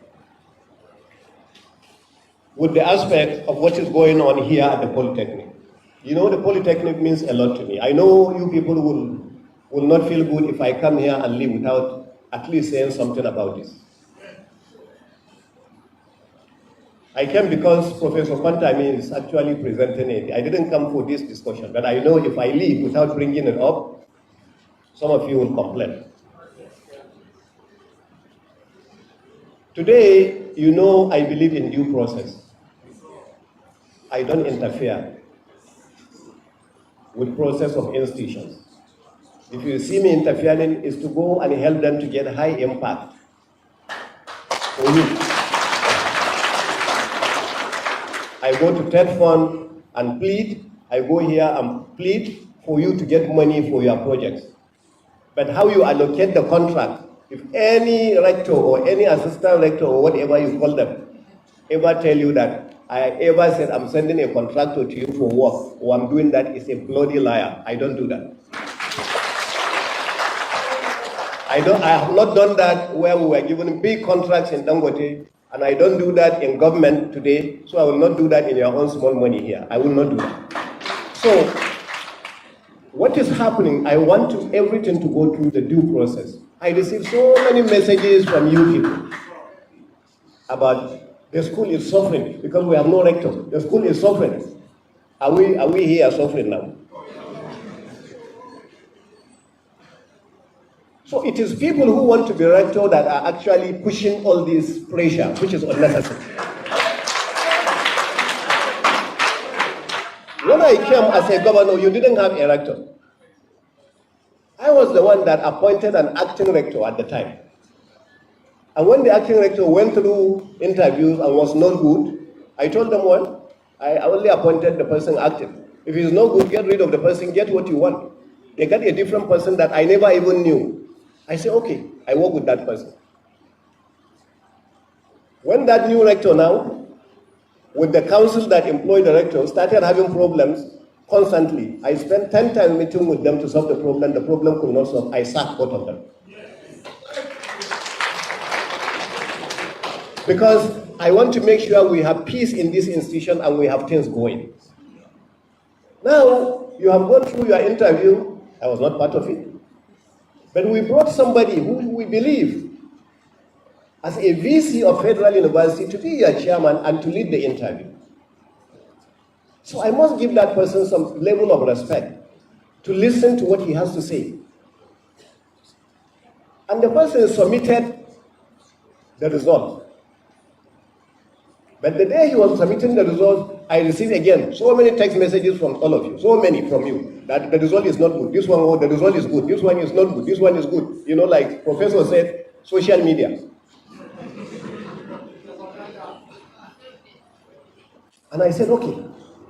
Now, all the council members and the management, including the acting rector, come and see me. They came and saw me.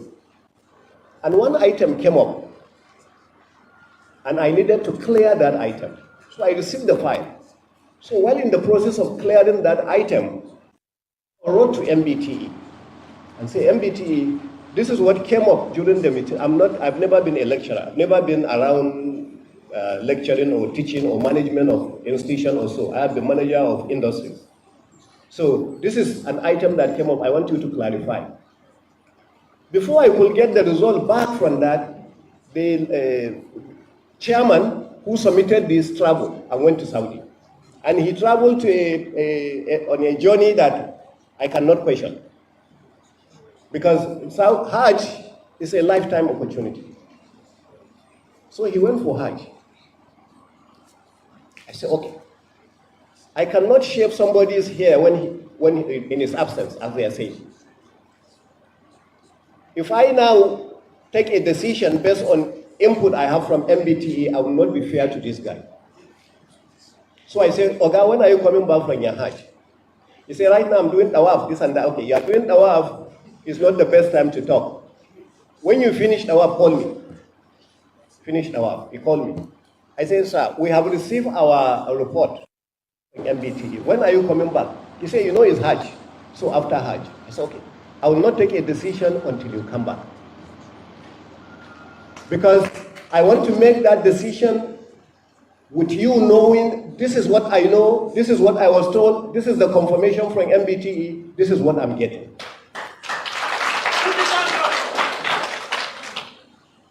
But instead of you to face skill acquisition like Professor is saying, face this. Constantly you are writing, oh no, we have no rector, we have to take a decision. Oh no. Which decision?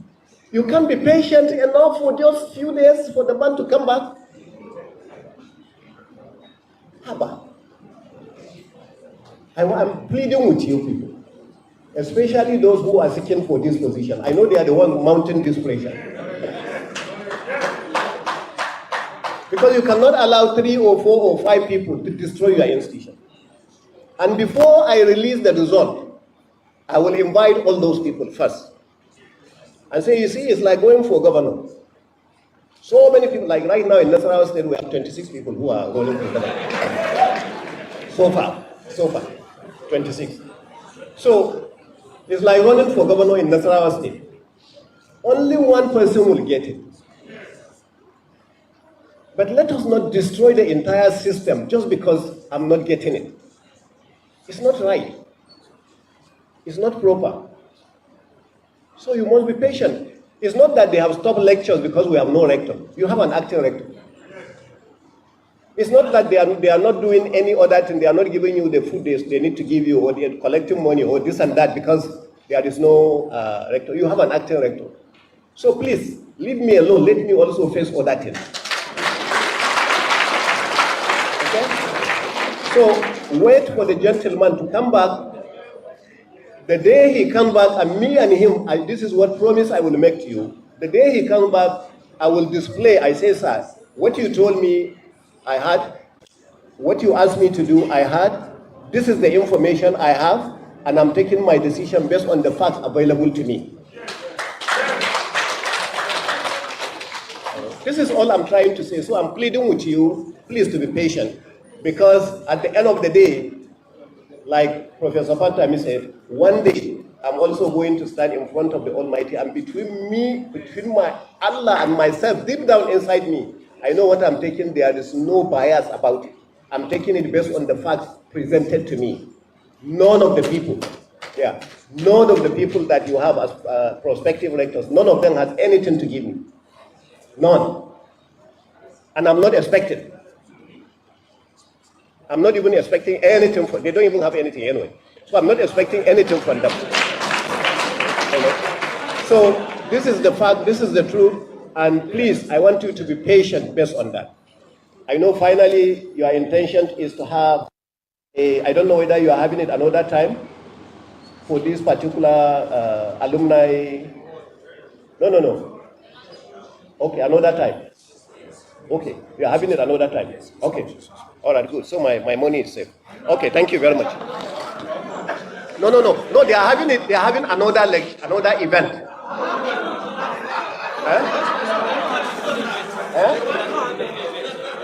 When are you going to raise the money for this? No. I'm asking.